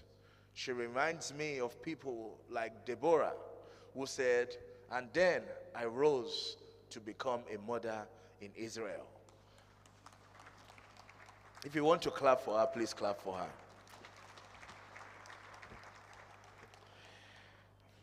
She's my Chinese sister. We're both in China just last week. Just that she came a few days from me. I came in yesterday evening. Abiodun Eshet, we are very proud of you. The Nigerian youth are proud of you. I have been to the villa, I think almost 20 years now I've been coming to the villa. I've been coming at least since 2002 when President Obasanjo was head of state in December, or 2001. 2002, I was chairman of the Presidential Summit of Nigerian Children, the ICO. But at no time have I ever come to the villa and this place has been used like this. It takes somebody who thinks out of the box. And you may not understand why we're here. We're not in the banquet hall. We're here in the midst of history, surrounded by the founding fathers of our great nation. You know, when the scripture says in Hebrew that we have a great cloud of witnesses, this is what they're talking about. That what we're doing today is historical for us. We are being observed by founding fathers of our great nation. From people like Chief Nnamdi Azikiwe, or even far back as Sir Lord Frederick Lugard, up to Dr. Goodluck Ebele Jonathan, and all the leaders, General Muhammadu Buhari, Agoy Ironsi, are witness to what we're doing today. But the greatest witness are the young people who are here, the volunteers who have given their time, their energy, and their resources to help to make the vision of our super intelligent SSAP a reality. The Chinese have a word. They say, you Chennai, you Kenai. Good thinking, good product. This is good thinking and good product. But I'm not surprised that Biodun is doing this because she comes from the development family. I come from that family too. Started NGO when I was 8. I was part of CLO, CDHR. Back then, Abdul Oro, Ayobe, and the others, and started my own NGO. And, you know, Biodun has been there for almost 20 years now too, serving a generation, even when she never thought that she would ever serve in this presidential villa. And because of her volunteerism, her partnership, her service to humanity, when there was no money and when there was nobody watching, today she sits in the echelon of power as a special assistant to the president, not representing her interests, but speaking for the voices that have no voice in Buruku, Benue State, in Taraba, in Kwara, Ilorin, and of Ilorin, for example, and many cities in North Central. Like Honorable Taka said, ensuring that she becomes a voice for the voiceless in the corridors of power. I think she deserves a big round of applause. This is what we need at this time. Our country sits on the press of danger. We are sitting on a keg of gunpowder. There is so much disquiet in the land. Oppositions are trying to take advantage of the situations. Our good intentions are currently being misunderstood because life has its element of pain. I always talk about building and construction. My friend Sujimoto is building one of the tallest buildings in Banana Island in Lagos. And it's amazing when you look at what has gone in there. Let me talk about the story for a minute.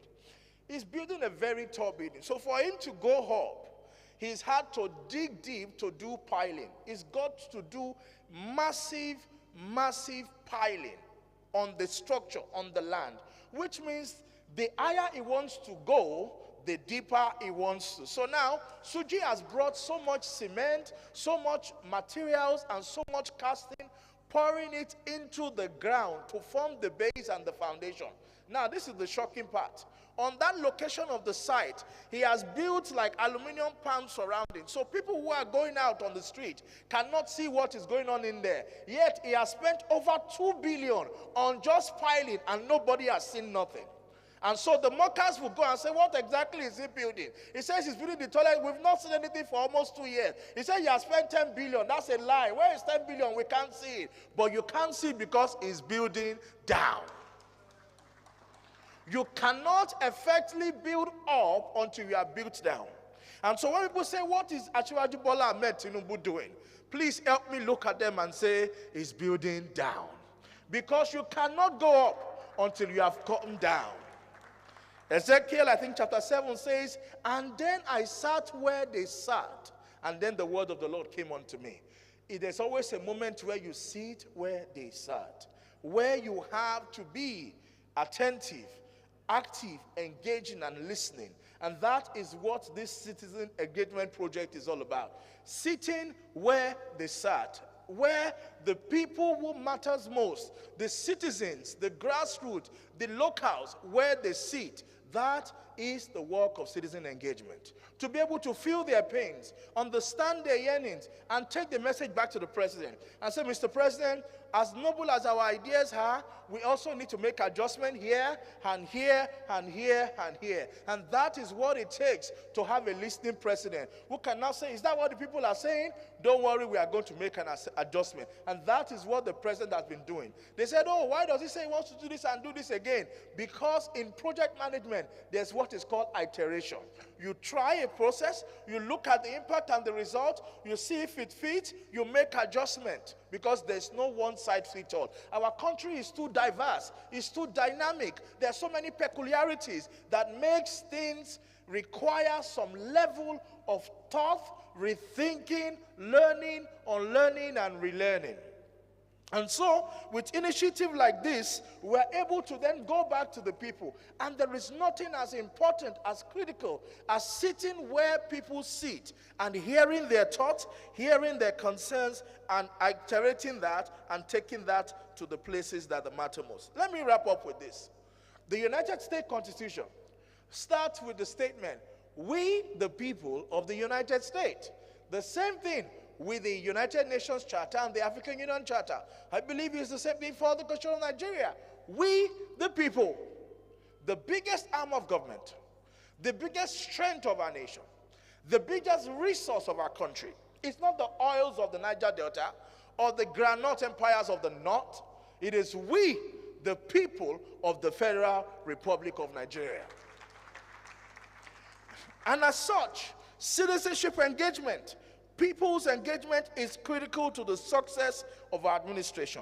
It goes beyond voting and participation in election.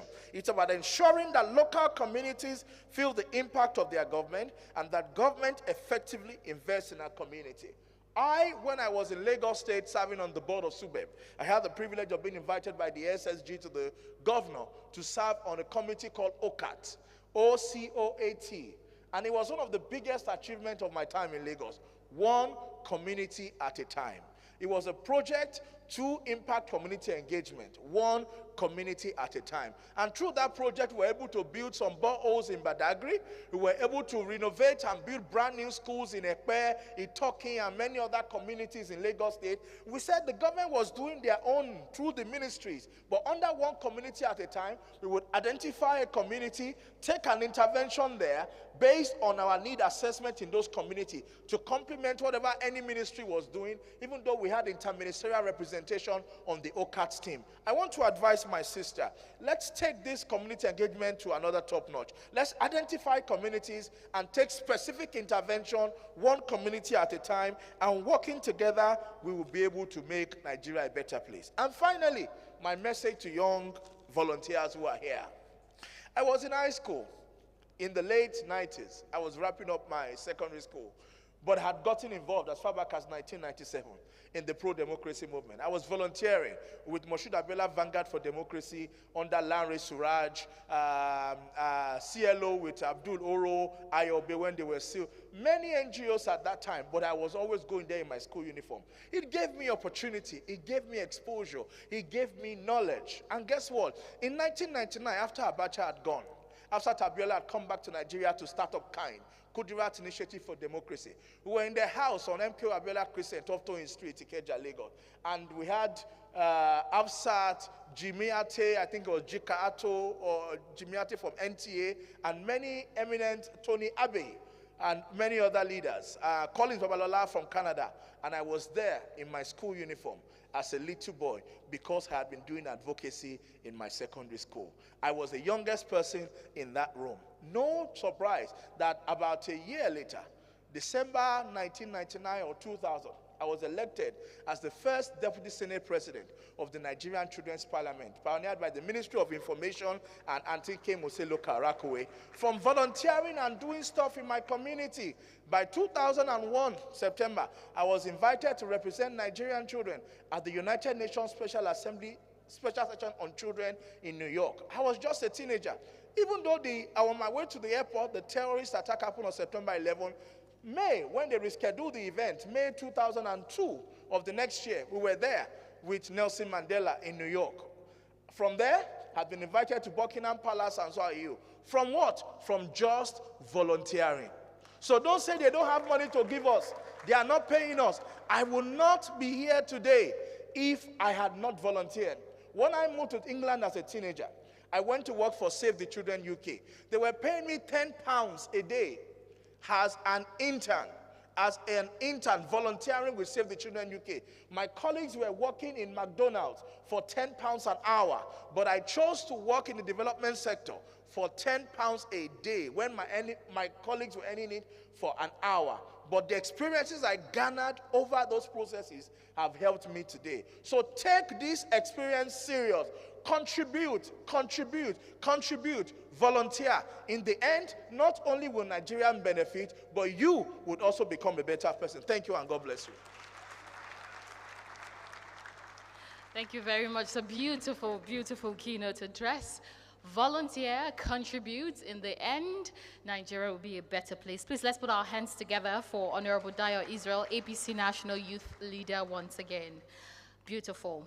All right, very quickly moving on, let me call on Senior Magistrate Teresa Inte-Otu for the oath of office for volunteers. Is she ready? There she is. All right, you're welcome.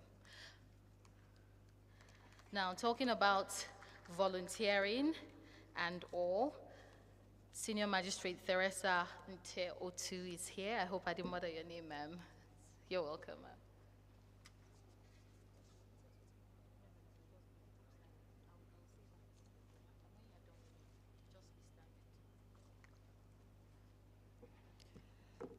It's a pleasure to be here at this auspicious occasion. My name, as is heard, is Senior Magistrate Teresa Inte-Otu, and my task here is simple. We said a whole lot about the work of our dear sister and friend, as I called her, on what she has been doing. We'll go straight ahead. We'll call on the volunteers to come over. No, the volunteers can be upstanding, okay, please. I think they will stand up. The volunteers can be upstanding. Now, talking about the volunteers, these are just the selected few that were picked in the city of Abuja within the FCT. We have over 500 volunteers across North Central. So please, let's give the volunteers a round of applause, and Mrs. Abiodun said for doing this. Next, they will be visiting Niger State, and also, if you can, just turn around, you see the selected few that were picked within the city of Abuja. Okay, I'll be handing over to my colleague, Barrister Ojen Obasi, to lead them, to administer the oath to them.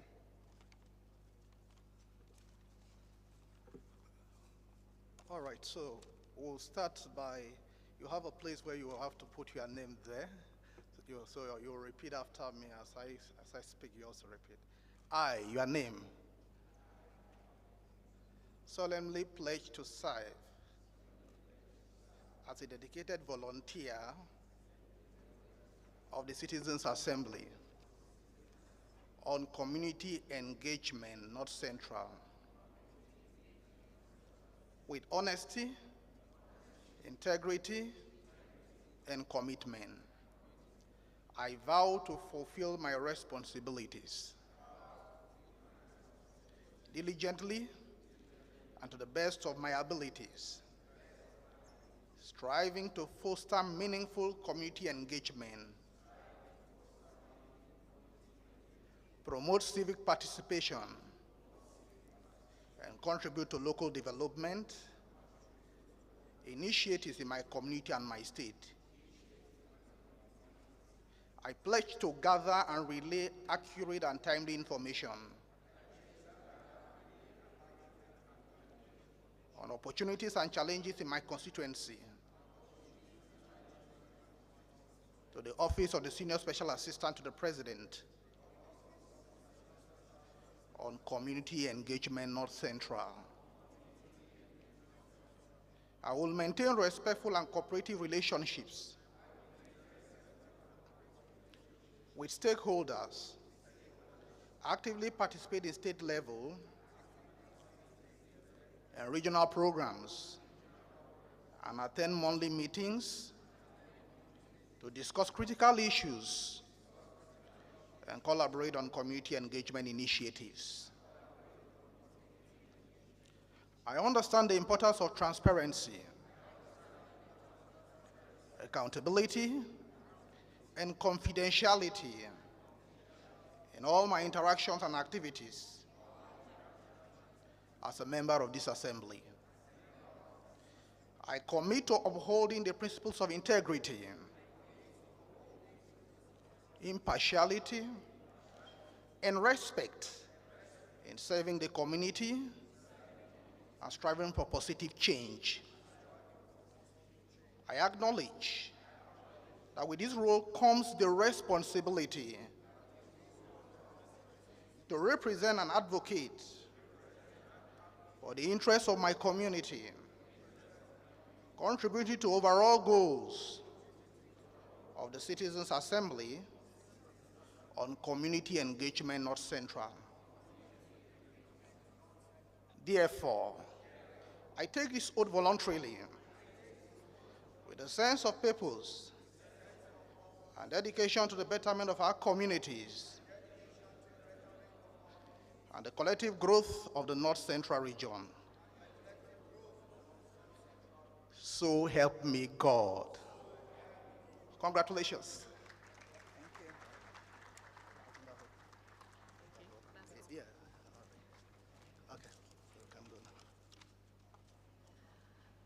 Once again, we say congratulations. Please, let's give them a round of applause. They've taken the oath of office, and you know what it means to take an oath, isn't it? Let's take a quick speech from one of the volunteers in person of Alex Emmanuel Tesser. Mr. Alex, kindly come forward and give us your speech. It's not easy, right? Good morning, sir. Good morning, everybody. I would like to stand on the existing protocol, and I'll beg that you bear with my voice. It's because of the weather. So I started a program on YouTube. It was born out of my passion for humanity, and basically the program was meant to point out issues and ills in the community. Even though I can't solve them, I wanted a means that would disseminate these issues so that people in authority, stakeholders, will come to the rescue of such communities. And my first video was from a community in Lokogoma. Their bridge was it got collapsed, I think 6 months ago, and it has separated that community from the city center. I did the video, uploaded it on my platform. It didn't last up to 2 days. As at that time, I don't know who the SSA, Mrs. Abiodun Esset, who she is. I've never seen her before, and she came across this video. To my utmost surprise, she communicated and promised to visit the community. As a Nigerian, I felt this is not real because we've been coming across promises that were not fulfilled. So, to my surprise, she visited and came to the community right at the bridge, gave us an update on what is the situation about the bridge and how the issue will be resolved.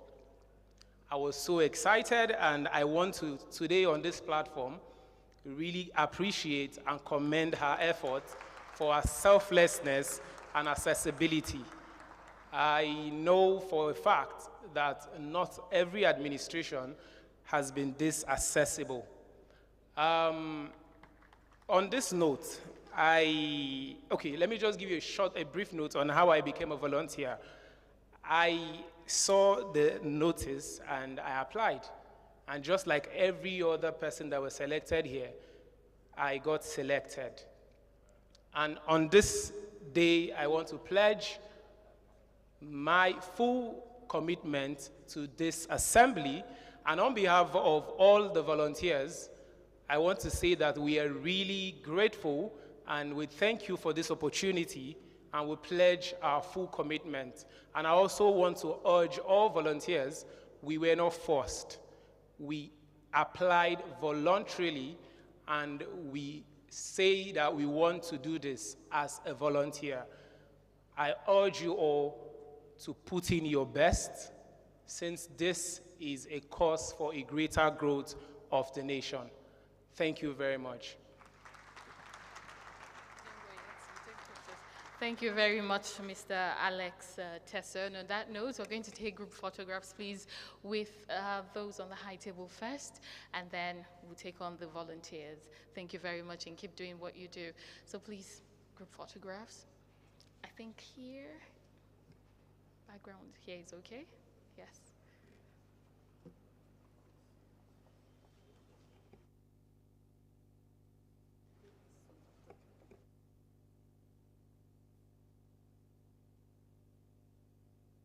All right, so while that is going on, please, the video he talked about that got him to where he is today will be played, and then we can please, watch the screen for that.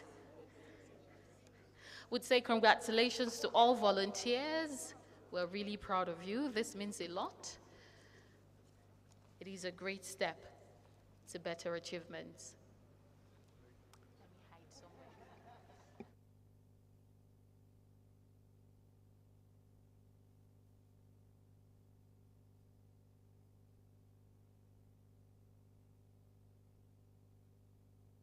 Volunteers, please get ready. You're next.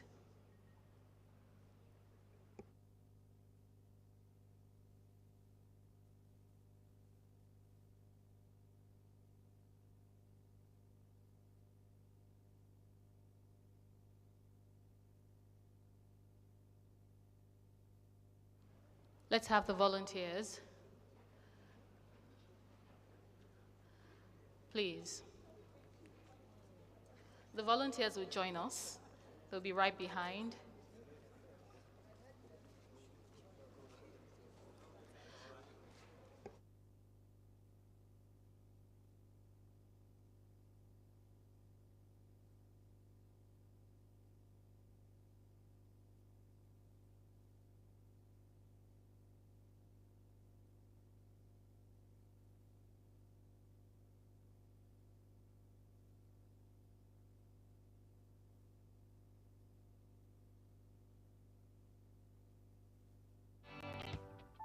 Hello and welcome to another episode of The Pointers. So today we're giving you updates on this video, one of our first video actually, about the Dogongada Community Bridge. So the video went viral after we did it, and one of the president's essay saw the video and she was concerned, and we communicated and she gave an update. So this is what she said. She said she spoke to the Honorable Minister of FCT, and he said that bridge, this particular bridge, they are in the process of awarding the contract. So it's just a little while, construction will start. And she even promised. Before we go for tea break, please let's be seated so that we can watch the screen for the video. And thank you all. That she came and saw things for herself. Thanks for the video, and I followed up with the ministers and the AMAC local.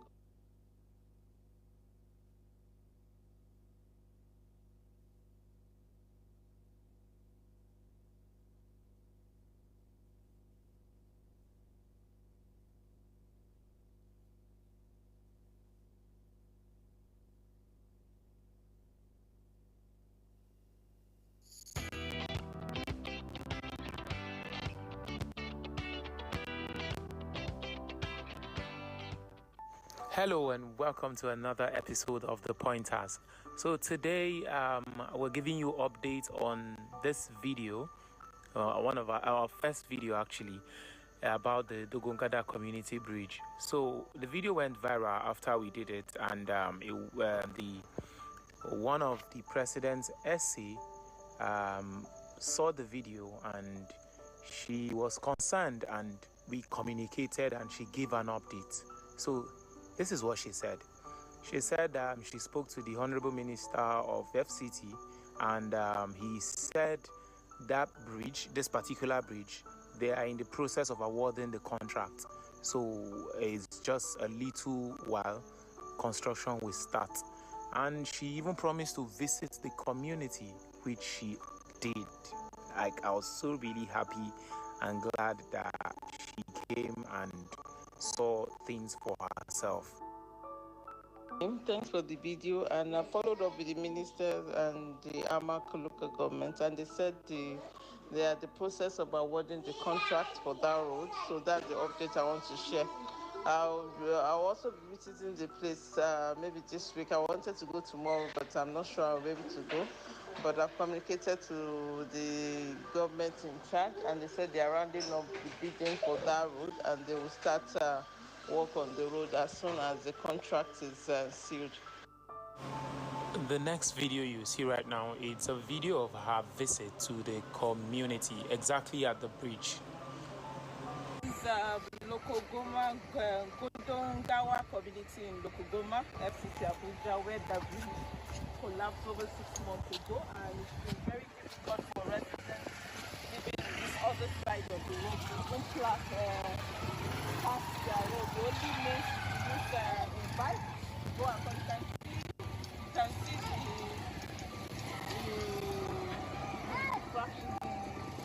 way the bridge collapsed. You can see the river. You can see people are already working there trying to take some time. And you can appeal to the minister to see how this road can be repaired, and also to your AMAC chairman to see how this road can be repaired as soon as possible for residents of this Sogondawa community to be able to access their living, their houses freely. You know, most of the people that have cars cannot even take their cars. This is how far they could take their cars. And you know, they have to come down, use bike, and you know, it's very dangerous even at night, even when you go use bike. And when you have more rainy season, people won't be able to even access their houses. They are cut out from the city center just because of the collapse of this bridge. That was the essay. Thank you so much for watching and staying with us. I would like to hear your thoughts in the comment section.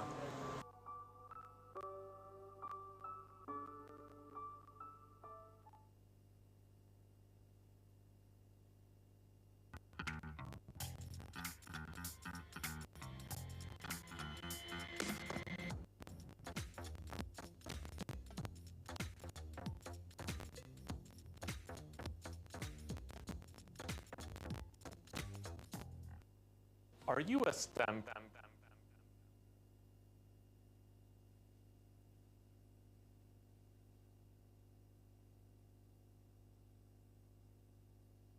All right, thank you very much for that beautiful video put together by Mr. Alex Tesser. Okay, to the volunteers, I believe some of us are still seated. Before we go for tea break, let me quickly call on Hajia Mejida Damukuku, SA to the Minister of State, FCT, in person of Dr. Maria Mahmood. She has a goodwill message for us, and she wants the volunteers to please listen up. So please, let's give her a round of applause as she steps forward. You're welcome, ma'am. You're welcome, ma'am. So sorry that we're taking you now. Is it morning? Yes, it is. Good afternoon. Yeah, good afternoon, ladies and gentlemen. All protocol duly observed. Once again, my name is Mejida Mukuku, SA to the Honorable Minister of State on Social Investment Programs. And I'm standing here to represent her. And I'm here to express her regrets over the inability to be in person. As usual, she's attending to other state functions. So here is her speech. It is with immense pleasure and deep sense of responsibility that I stand before you today at the launch of Citizen Assembly. This initiative, championed by Mrs. Abiodun Asiat, the amiable senior special assistant to the President on Community Engagement North Central, mark a significant milestone in the ongoing efforts of the renewed hope agenda of Mr. President Bola Ahmed Tinubu's administration to foster inclusive governance and enhance community engagement within the North Central Zone. Today's gathering is more than just an event. It is a movement that creates a more participatory and inclusive governance framework where every voice matters and it's amplified, and every citizen has the opportunity to be empowered to influence the decisions that shape our collective future. We are committed to ensuring the highest level of governance hear the voices of our citizens, as evidenced by the establishment of the Citizens' Assembly in the North Central Zone. We find ourselves at a pivotal moment in our nation's history, confronted with inherited and evolving economic challenges. These challenges are complex, complicated, and multifaceted. Their solution requires the collective effort of the citizens.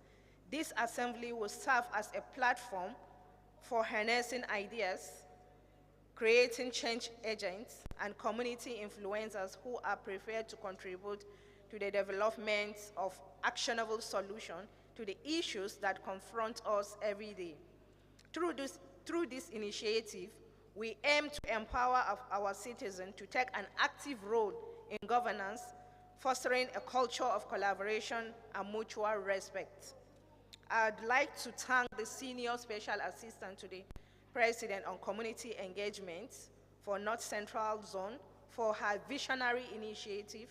Your dedication and hard work in bringing these projects to fruition are commendable and will undoubtedly have a lasting impact on our communities. You will require support from the FCT administration. To the members of the Citizens' Assembly, like the volunteers, you have a crucial role to play. Your engagement, ideas, and commitment will be instrumental in driving the change we aspire to see the noble objectives of the renewed hope agenda of Mr. President come to life. You connect the government to the people, and your effort will help us create a more responsive and accountable governance system. As we begin this assembly, let's keep in mind that collaboration, mutual listening, and prioritizing the common good over individual interests lead to the true progress. Let us embrace this opportunity to build a more inclusive, equitable, and just society.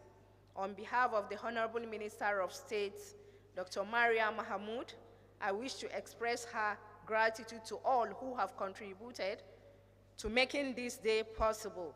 Your efforts are a beacon of hope and a source of inspiration. Together, we will pave the way for a brighter future, where every citizen has a voice and every community thrives.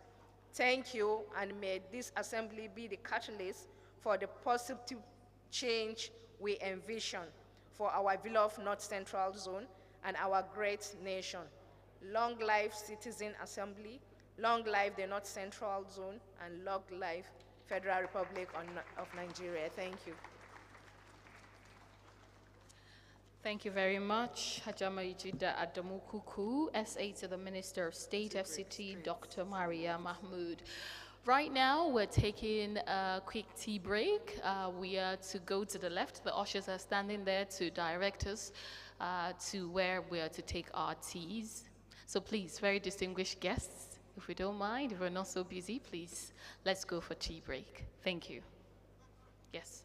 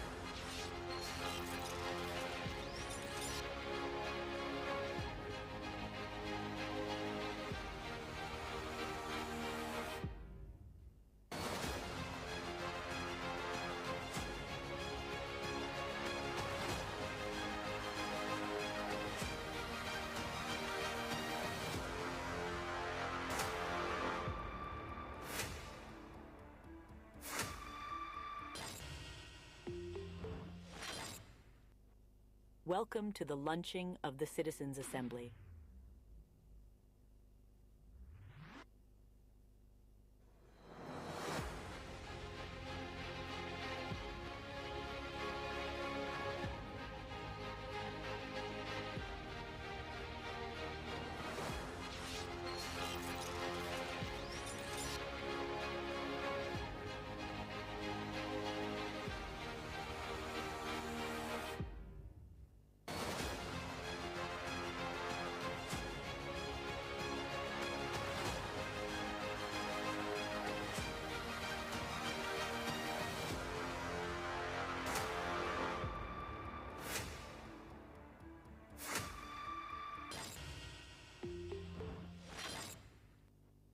Welcome to the launching of the Citizens' Assembly.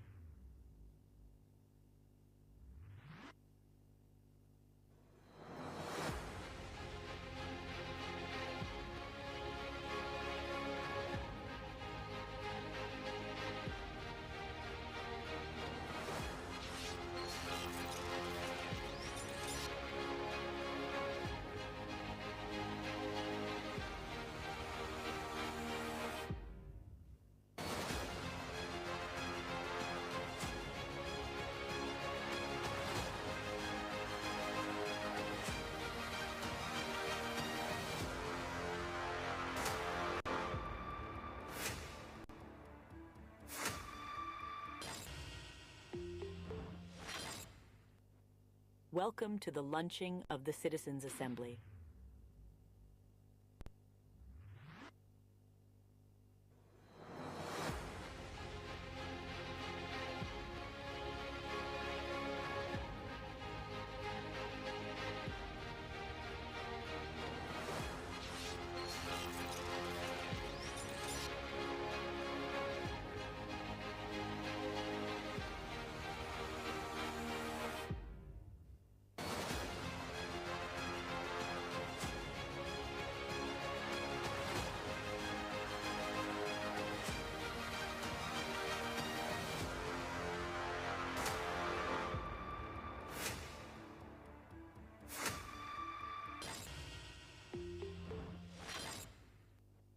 Welcome to the launching of the Citizens' Assembly.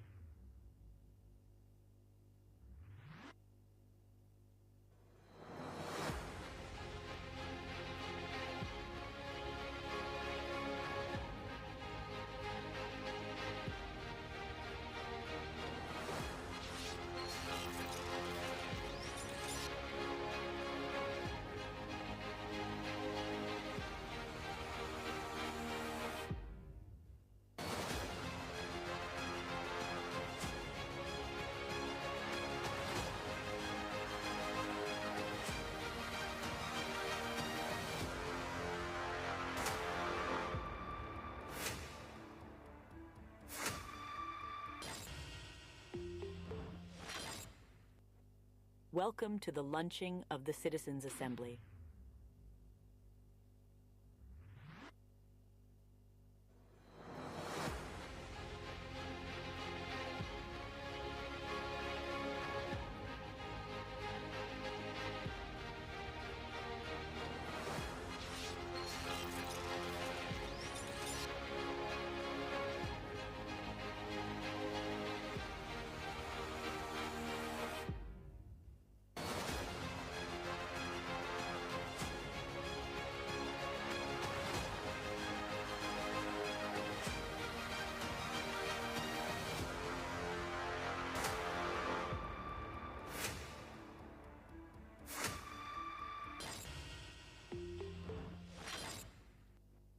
Welcome to the launching of the Citizens' Assembly.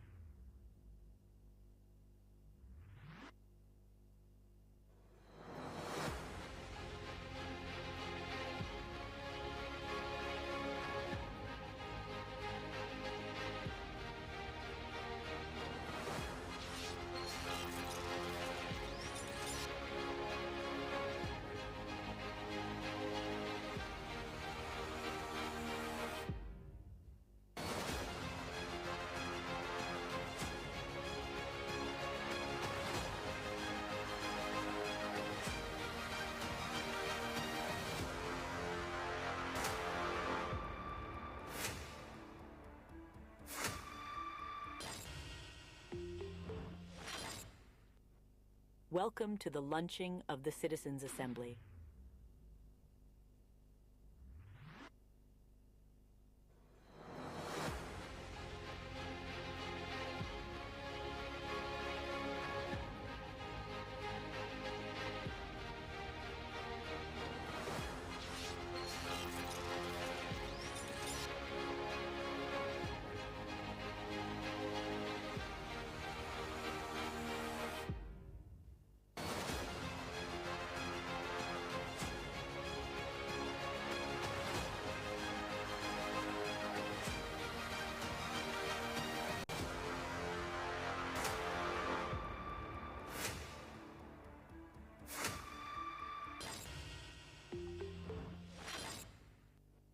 Welcome to the launching of the Citizens' Assembly.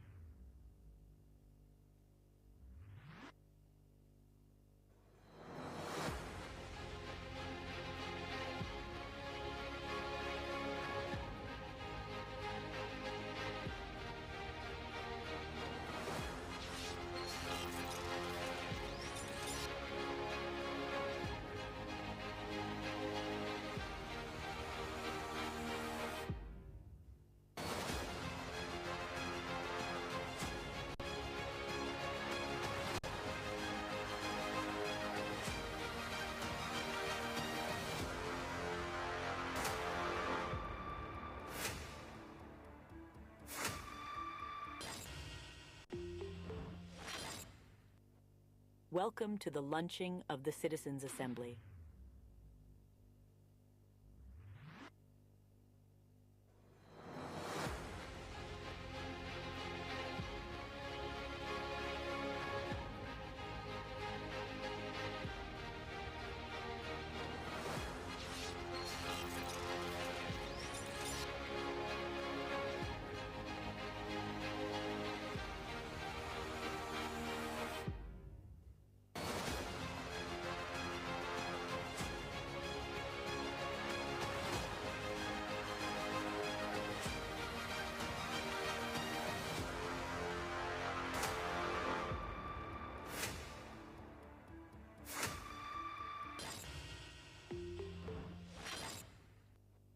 Welcome to the launching of the Citizens' Assembly.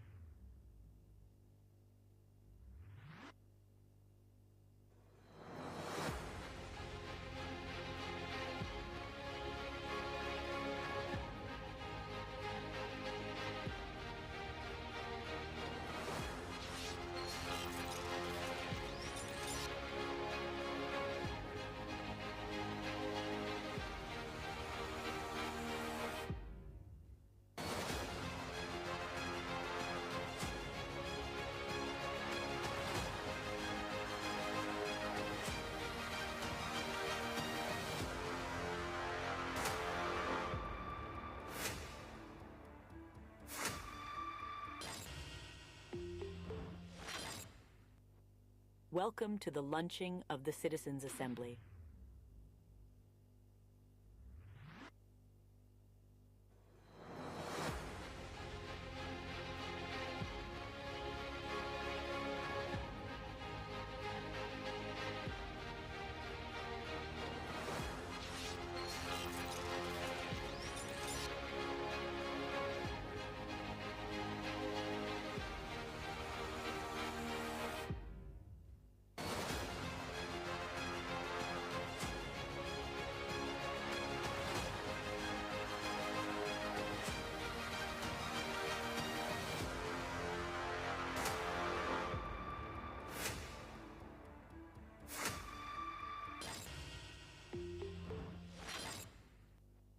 Welcome to the launching of the Citizens' Assembly.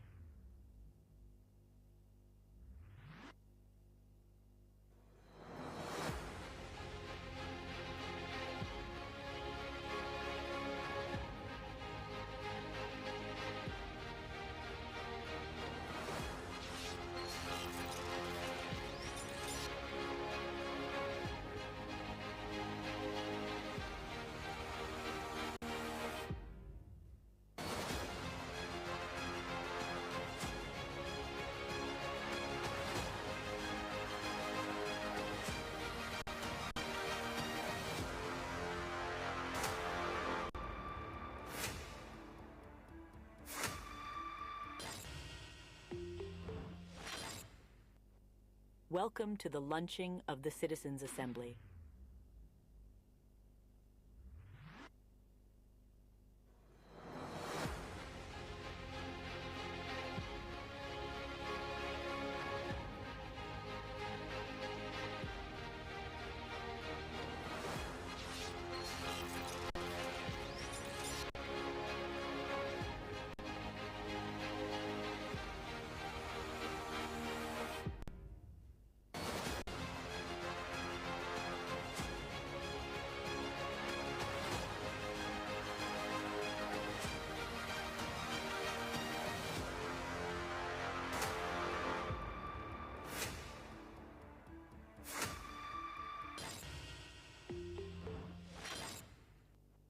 Welcome to the launching of the Citizens' Assembly.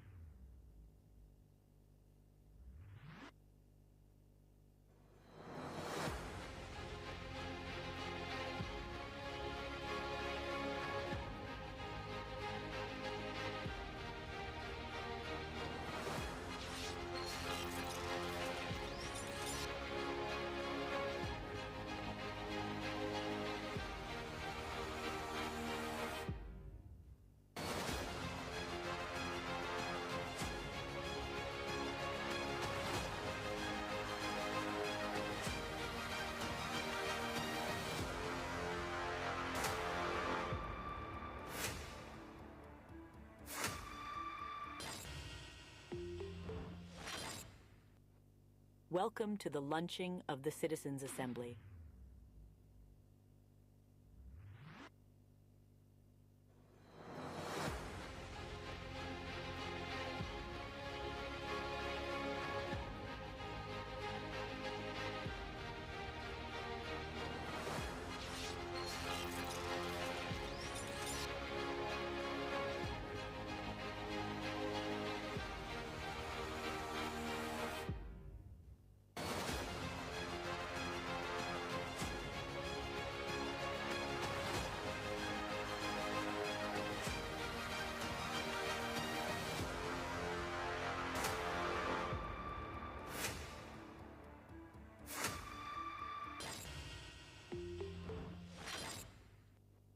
Welcome to the launching of the Citizens' Assembly.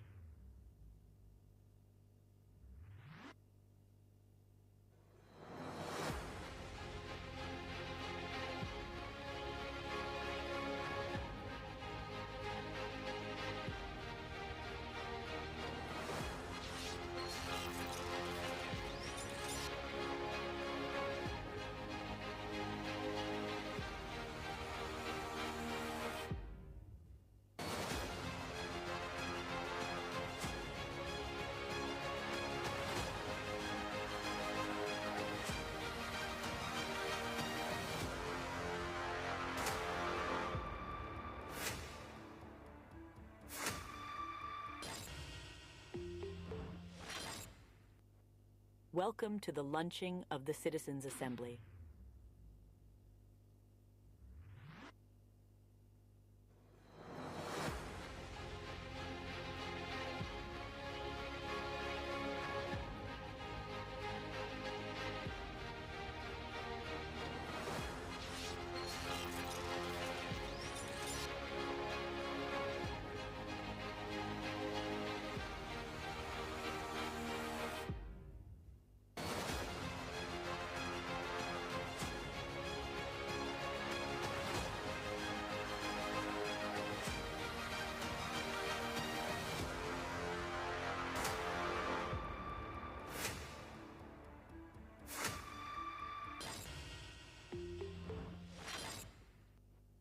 Welcome to the launching of the Citizens' Assembly.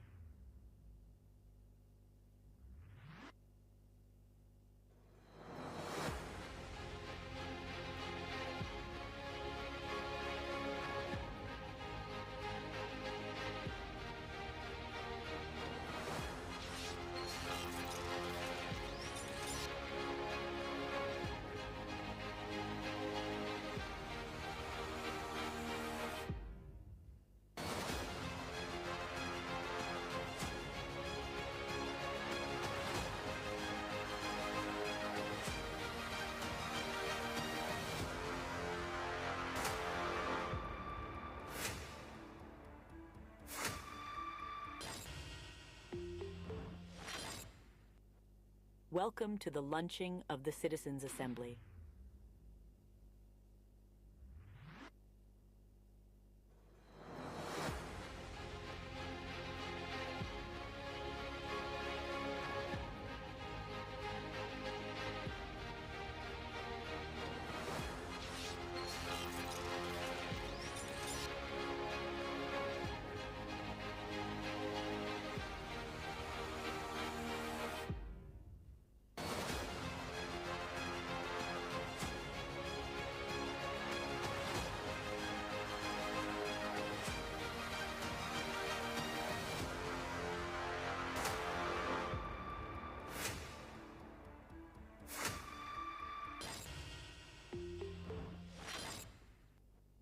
Welcome to the launching of the Citizens' Assembly.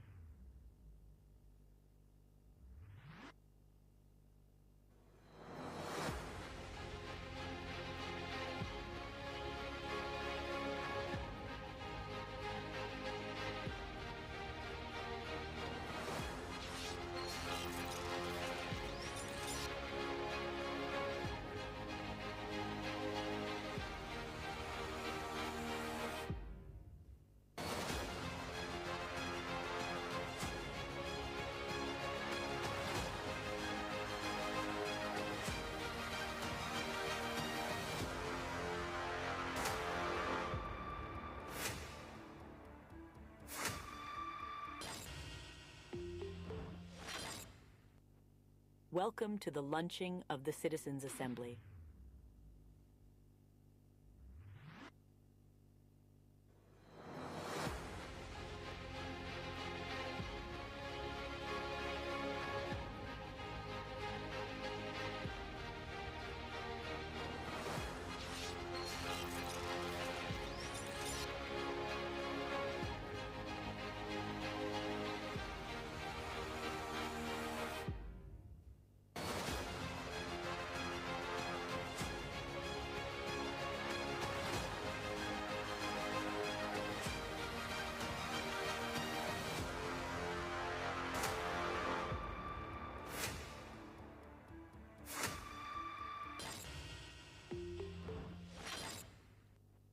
Welcome to the launching of the Citizens' Assembly.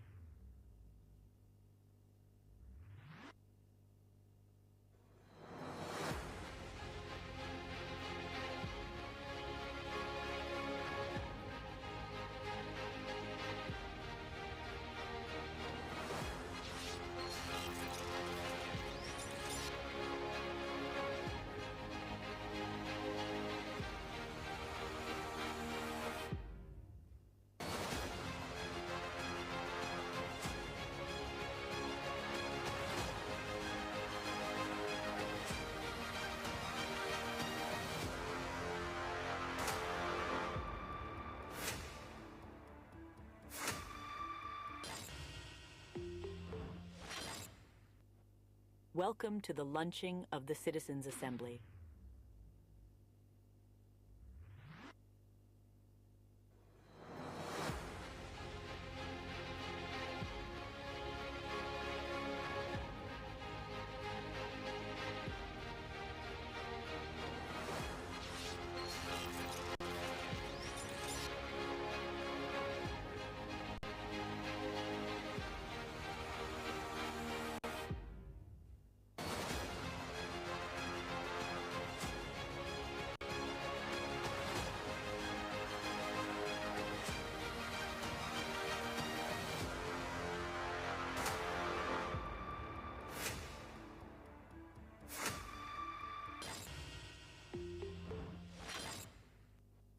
Welcome to the launching of the Citizens' Assembly.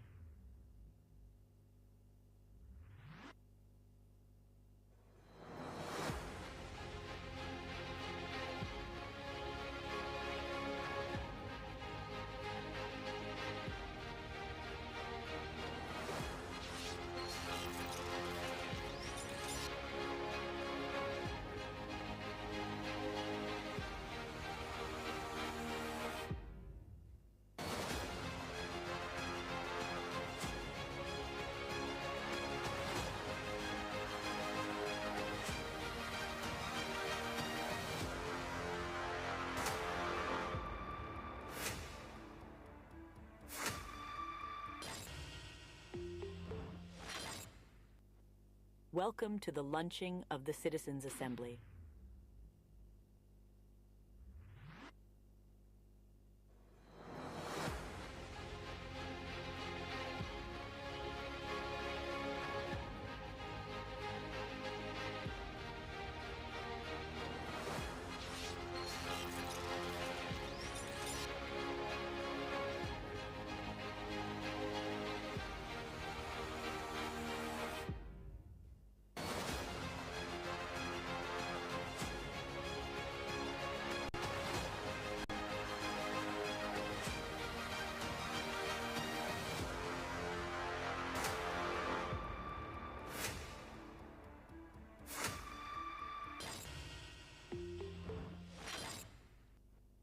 Welcome to the launching of the Citizens' Assembly.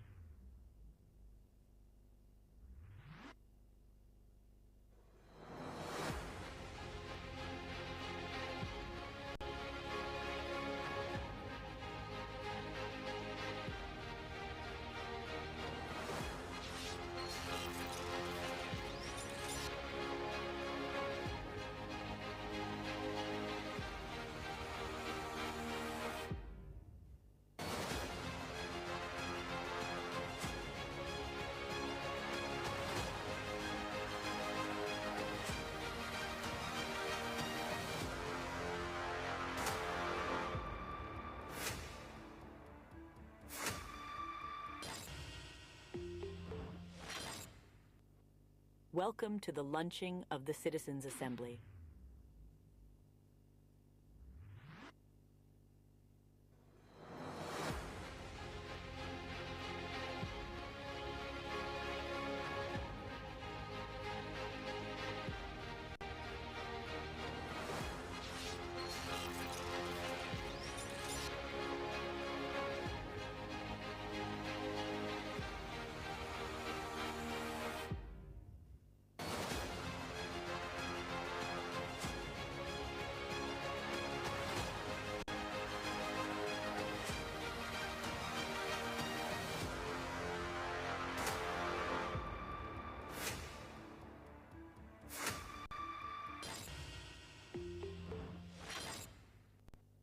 Welcome to the launching of the Citizens' Assembly.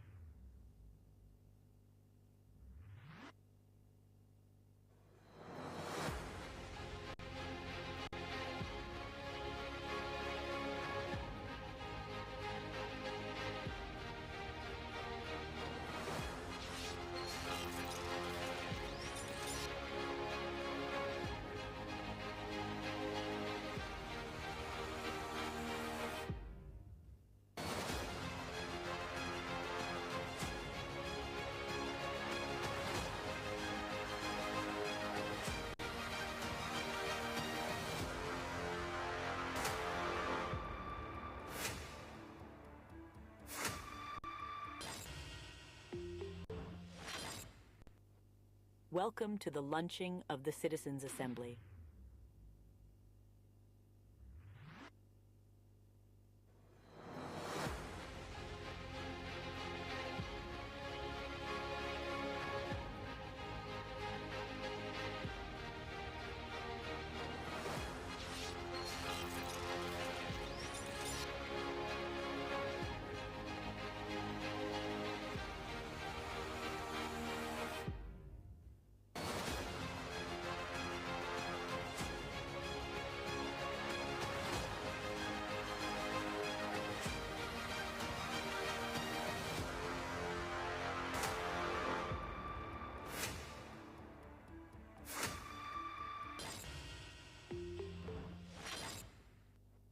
Welcome to the launching of the Citizens' Assembly.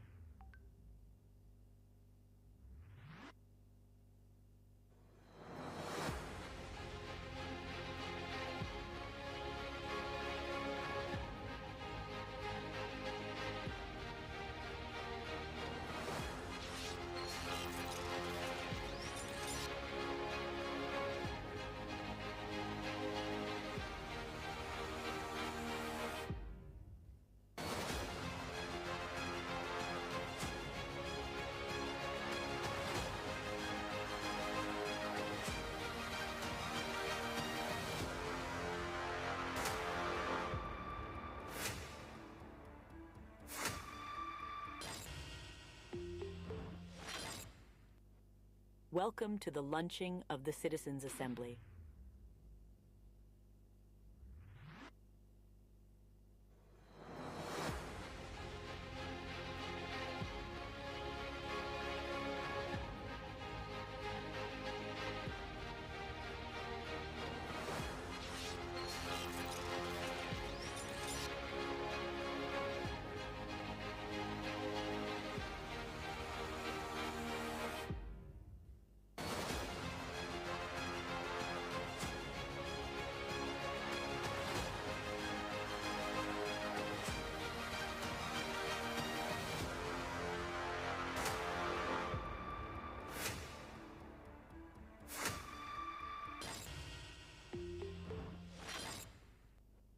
Welcome to the launching of the Citizens' Assembly.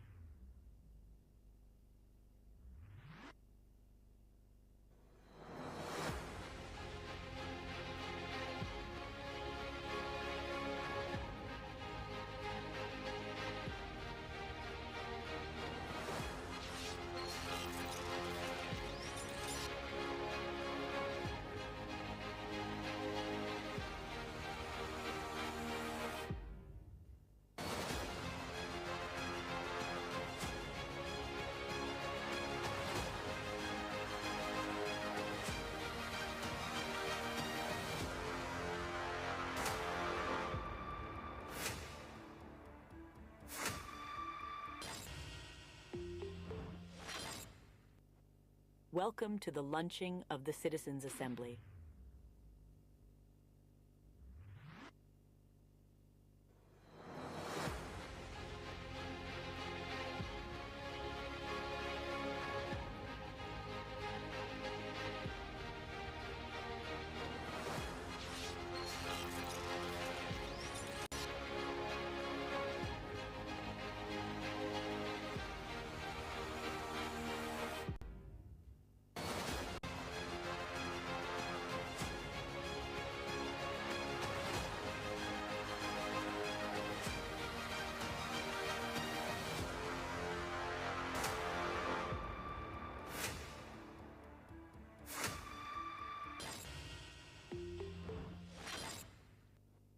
Welcome to the launching of the Citizens' Assembly.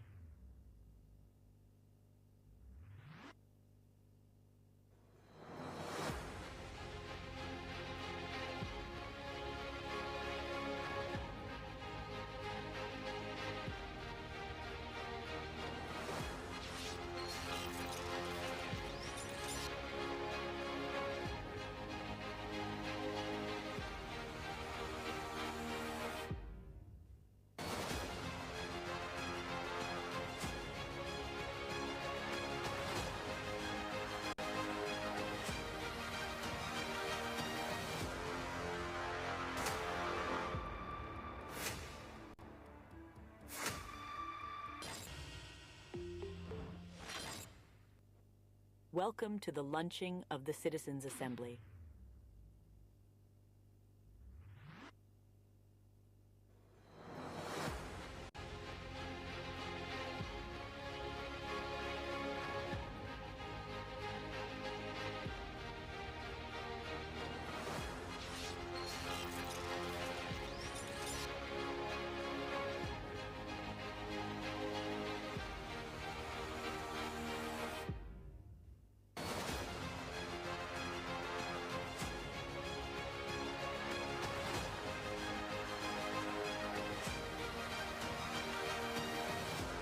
All right, we're waiting for everybody to converge back into the hall.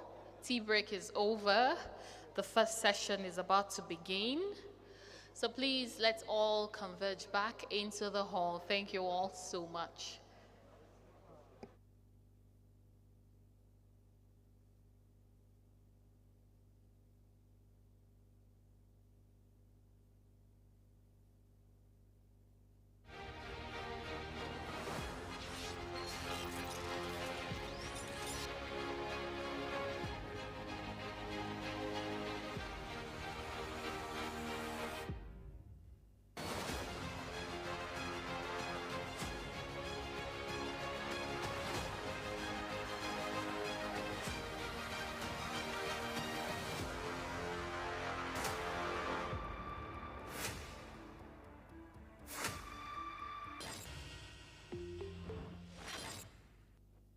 Welcome to the launching of the Citizens' Assembly.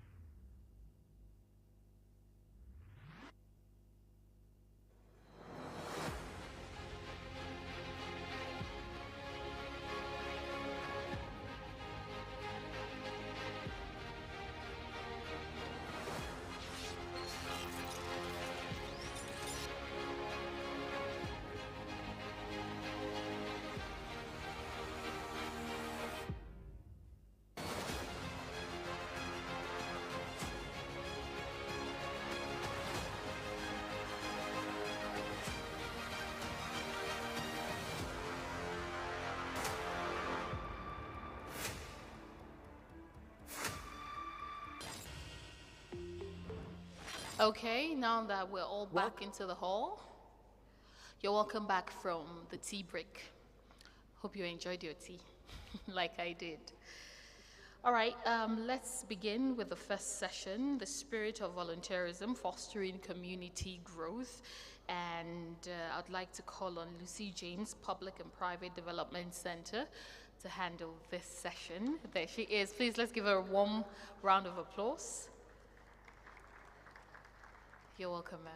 Thank you so much. All right, guys. Good morning or good afternoon, everyone. I'm happy to be here. Thank you so much, Madam Biodun, for inviting me.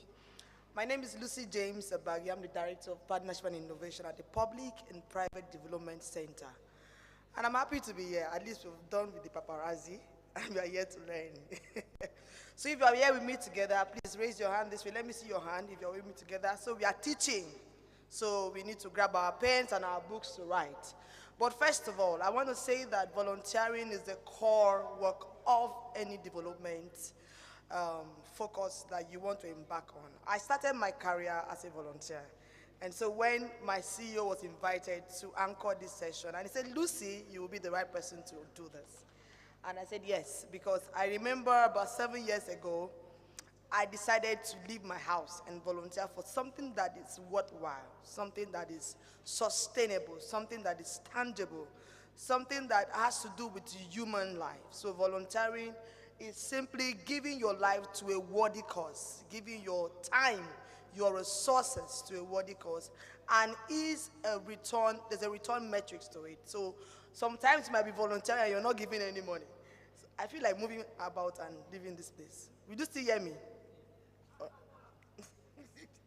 Okay, so a bit of story before I use my 30 minutes and about 5 slides that I have to present here. When I started volunteering, first of all, I received my confirmation letter to volunteer because it was an NGO. Of course, there are protocols and processes for it. And I don't know if they pay volunteers now, but I wasn't paid. Yes, I wasn't paid. And I was excited, very happy to do it. And I remember my husband saying, don't worry, I'm going to drop you off every morning and take you back in the evening. But one thing that was outstanding for me was that when I got into the room filled with young people, I was excited that the people that are contributing their time, contributing their resources, their energy, their intellectual properties to something that is worthwhile. And I had made a resolution in my mind that I was going to give my best. And so I remember that I will be the first to wake up and to get to the office before anyone, and I will be the last to go. And let me tell you what happened. What happened was that I had other people that weren't volunteers that joined at my time, but then they were taken in as interns, and so they were paid some level of stipends. But I wasn't given any money. But I kept going. And I kept moving. And my first experience volunteering was to anchor a radio program. And I got home and I was like, wow, radio. Lucy, on radio. So luckily, the radio was Wazobia FM, and it was Pidgin. So I just felt like a normal Nigerian. I love to speak Pidgin. Oh yeah, now let's go and talk, you know. But one thing stood out, because when you volunteer for an organization, there is that platform for growth. There's that platform for exposure. So I want to give the honor to my then CEO that took me to the radio station himself, and I watched him do it. And then I went back and studied all through and learned how to present public speaking. And I won't forget, the second month, because of my performance, I was given a stipend of 10,000. My contract did not say I was going to be paid. So I went home very excited that at least they're seeing my results. And then it moved on. After 3 months, I was given a program assistant role. And I won't say that I moved on from that organization to be the programs director before I exited about 8 months ago. Now, this is to tell you that beyond the fact that you're going to be giving your service for humanity, you're also going to build your skills. So as we go through the slide, I wanted to use my own life to tell you that you're not wasting your time. You're contributing to a worthy cause that would also give back to you. The numbers of people I've met in volunteering, in going to communities, in engaging, in networking, in partnership, has helped me where I find myself today, and it could never be better, honestly. Because if I wanted to just go via and say, oh, you're a graduate, just go, go and keep applying for a job, I might not have gotten a role.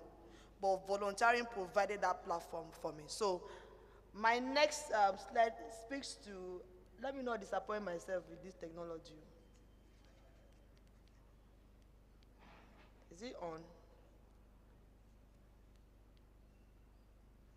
The media people will be laughing now because they told me that it's not, okay, I'm supposed to come down. And this is up, okay, down. Thank you. So volunteerism is an act of service that provides benefits for all parties involved.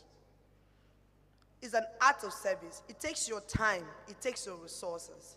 I know how many research I had to do. I know how many documents I had to read. I know how I had to hone my skills. So volunteering allows you to hone your skills. It's an act of free service. It must not necessarily be that you are coming up via an organization. It can be that you are just a community member and you have taken note of a worthy cause that aligns with your interest, that aligns with your belief, and you decide to volunteer to make a change. Meaning that volunteering gives you the platform to cause a change at any level, at the local government, at the state level, at the national level. And for most of the people that I've met in this space, in the NGO space, you see most of them started something that they believed in without any resources.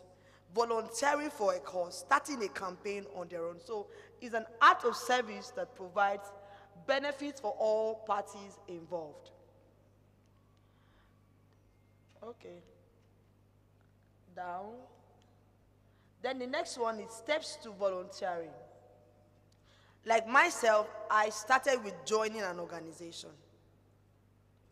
So there are about, as of 2 years ago, there are about 66,000 registered civil society organizations in Nigeria. And if you're going to look at the indices after 2 years, I think we have climbed up to about 80,000 because even myself, I've registered one. So I'm sure there are people in this room that also have organizations, So start with an organization, recognize an organization that you can align with. Do you know why? Because you are going to learn. It will provide you the platform to learn and unlearn. Because my core skills as a fundraiser started when I joined an organization. I never knew anything about fundraising. I never knew anything about grant making. I never knew anything about project management. But via that platform, I was able to learn, and I left that organization contributing to about $6 million. So it is not something that you want to do on your own, but you need to find an entity that aligns with you. You need to find an organization that aligns with your cause, just like you're doing here. Are we together? Just like you're doing here. It will enable you to do what? To hone your skills. You will meet people that have developed their skills to a particular level that you can learn from.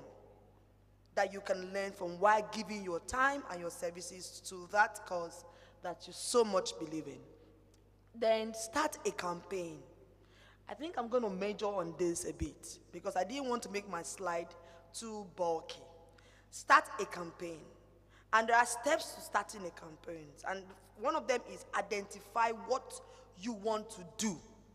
Do you want to end hunger? Of course, you cannot end hunger alone. You can only reduce hunger.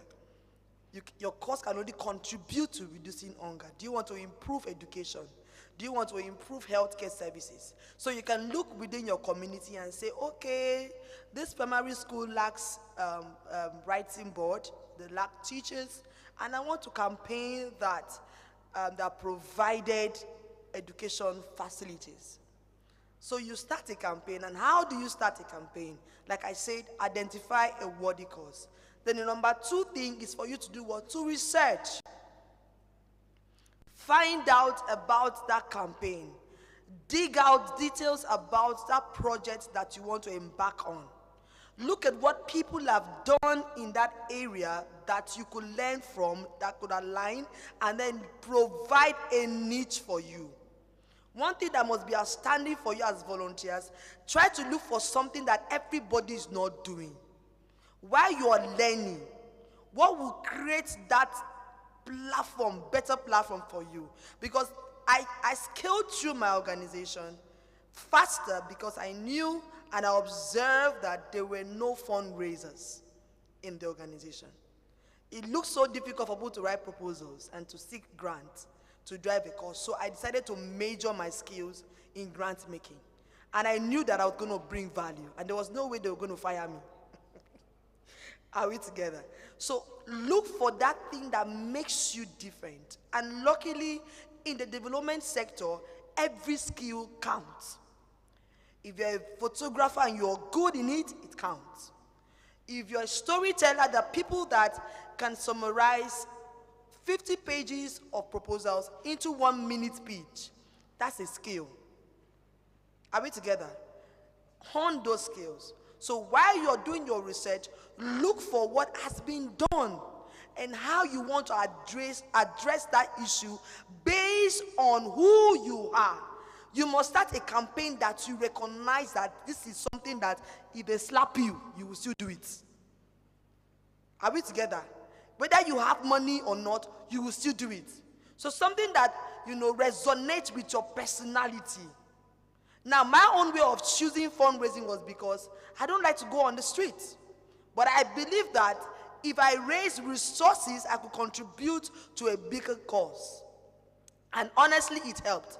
Because I've been able to manage over 30 projects just doing that. So, and touching over 5 million lives. That I will not achieve going on the streets. But there are people that their skills, their advocacy, they are good advocacy leaders. They will come out here, they will make the cause of the people known. If your skill is advocacy, push it, increase it, use it as a strategy for your volunteering initiatives. Are we together? Then, for you to also do a campaign, you need to convene, you need to mobilize, you need to engage. Because the cause you're driving for, you don't have the change. You don't have money to implement it. So, for instance, if it's a government project that you want to pursue, you need to build partnership with the community. Remember that you are not going to be in that community forever. So you need to be able to build capacity of the community members to engage. I'm sure that my colleague from Chaka is going to do more around this. Build capacity of the community to engage with the information you found out. Make it data-driven. One of the issues we have with people when they're starting campaigns is that they just come out and say, there is no road here. You need to come from the angle of data. Even if those roads are not budgeted for, how long has that road been repaired?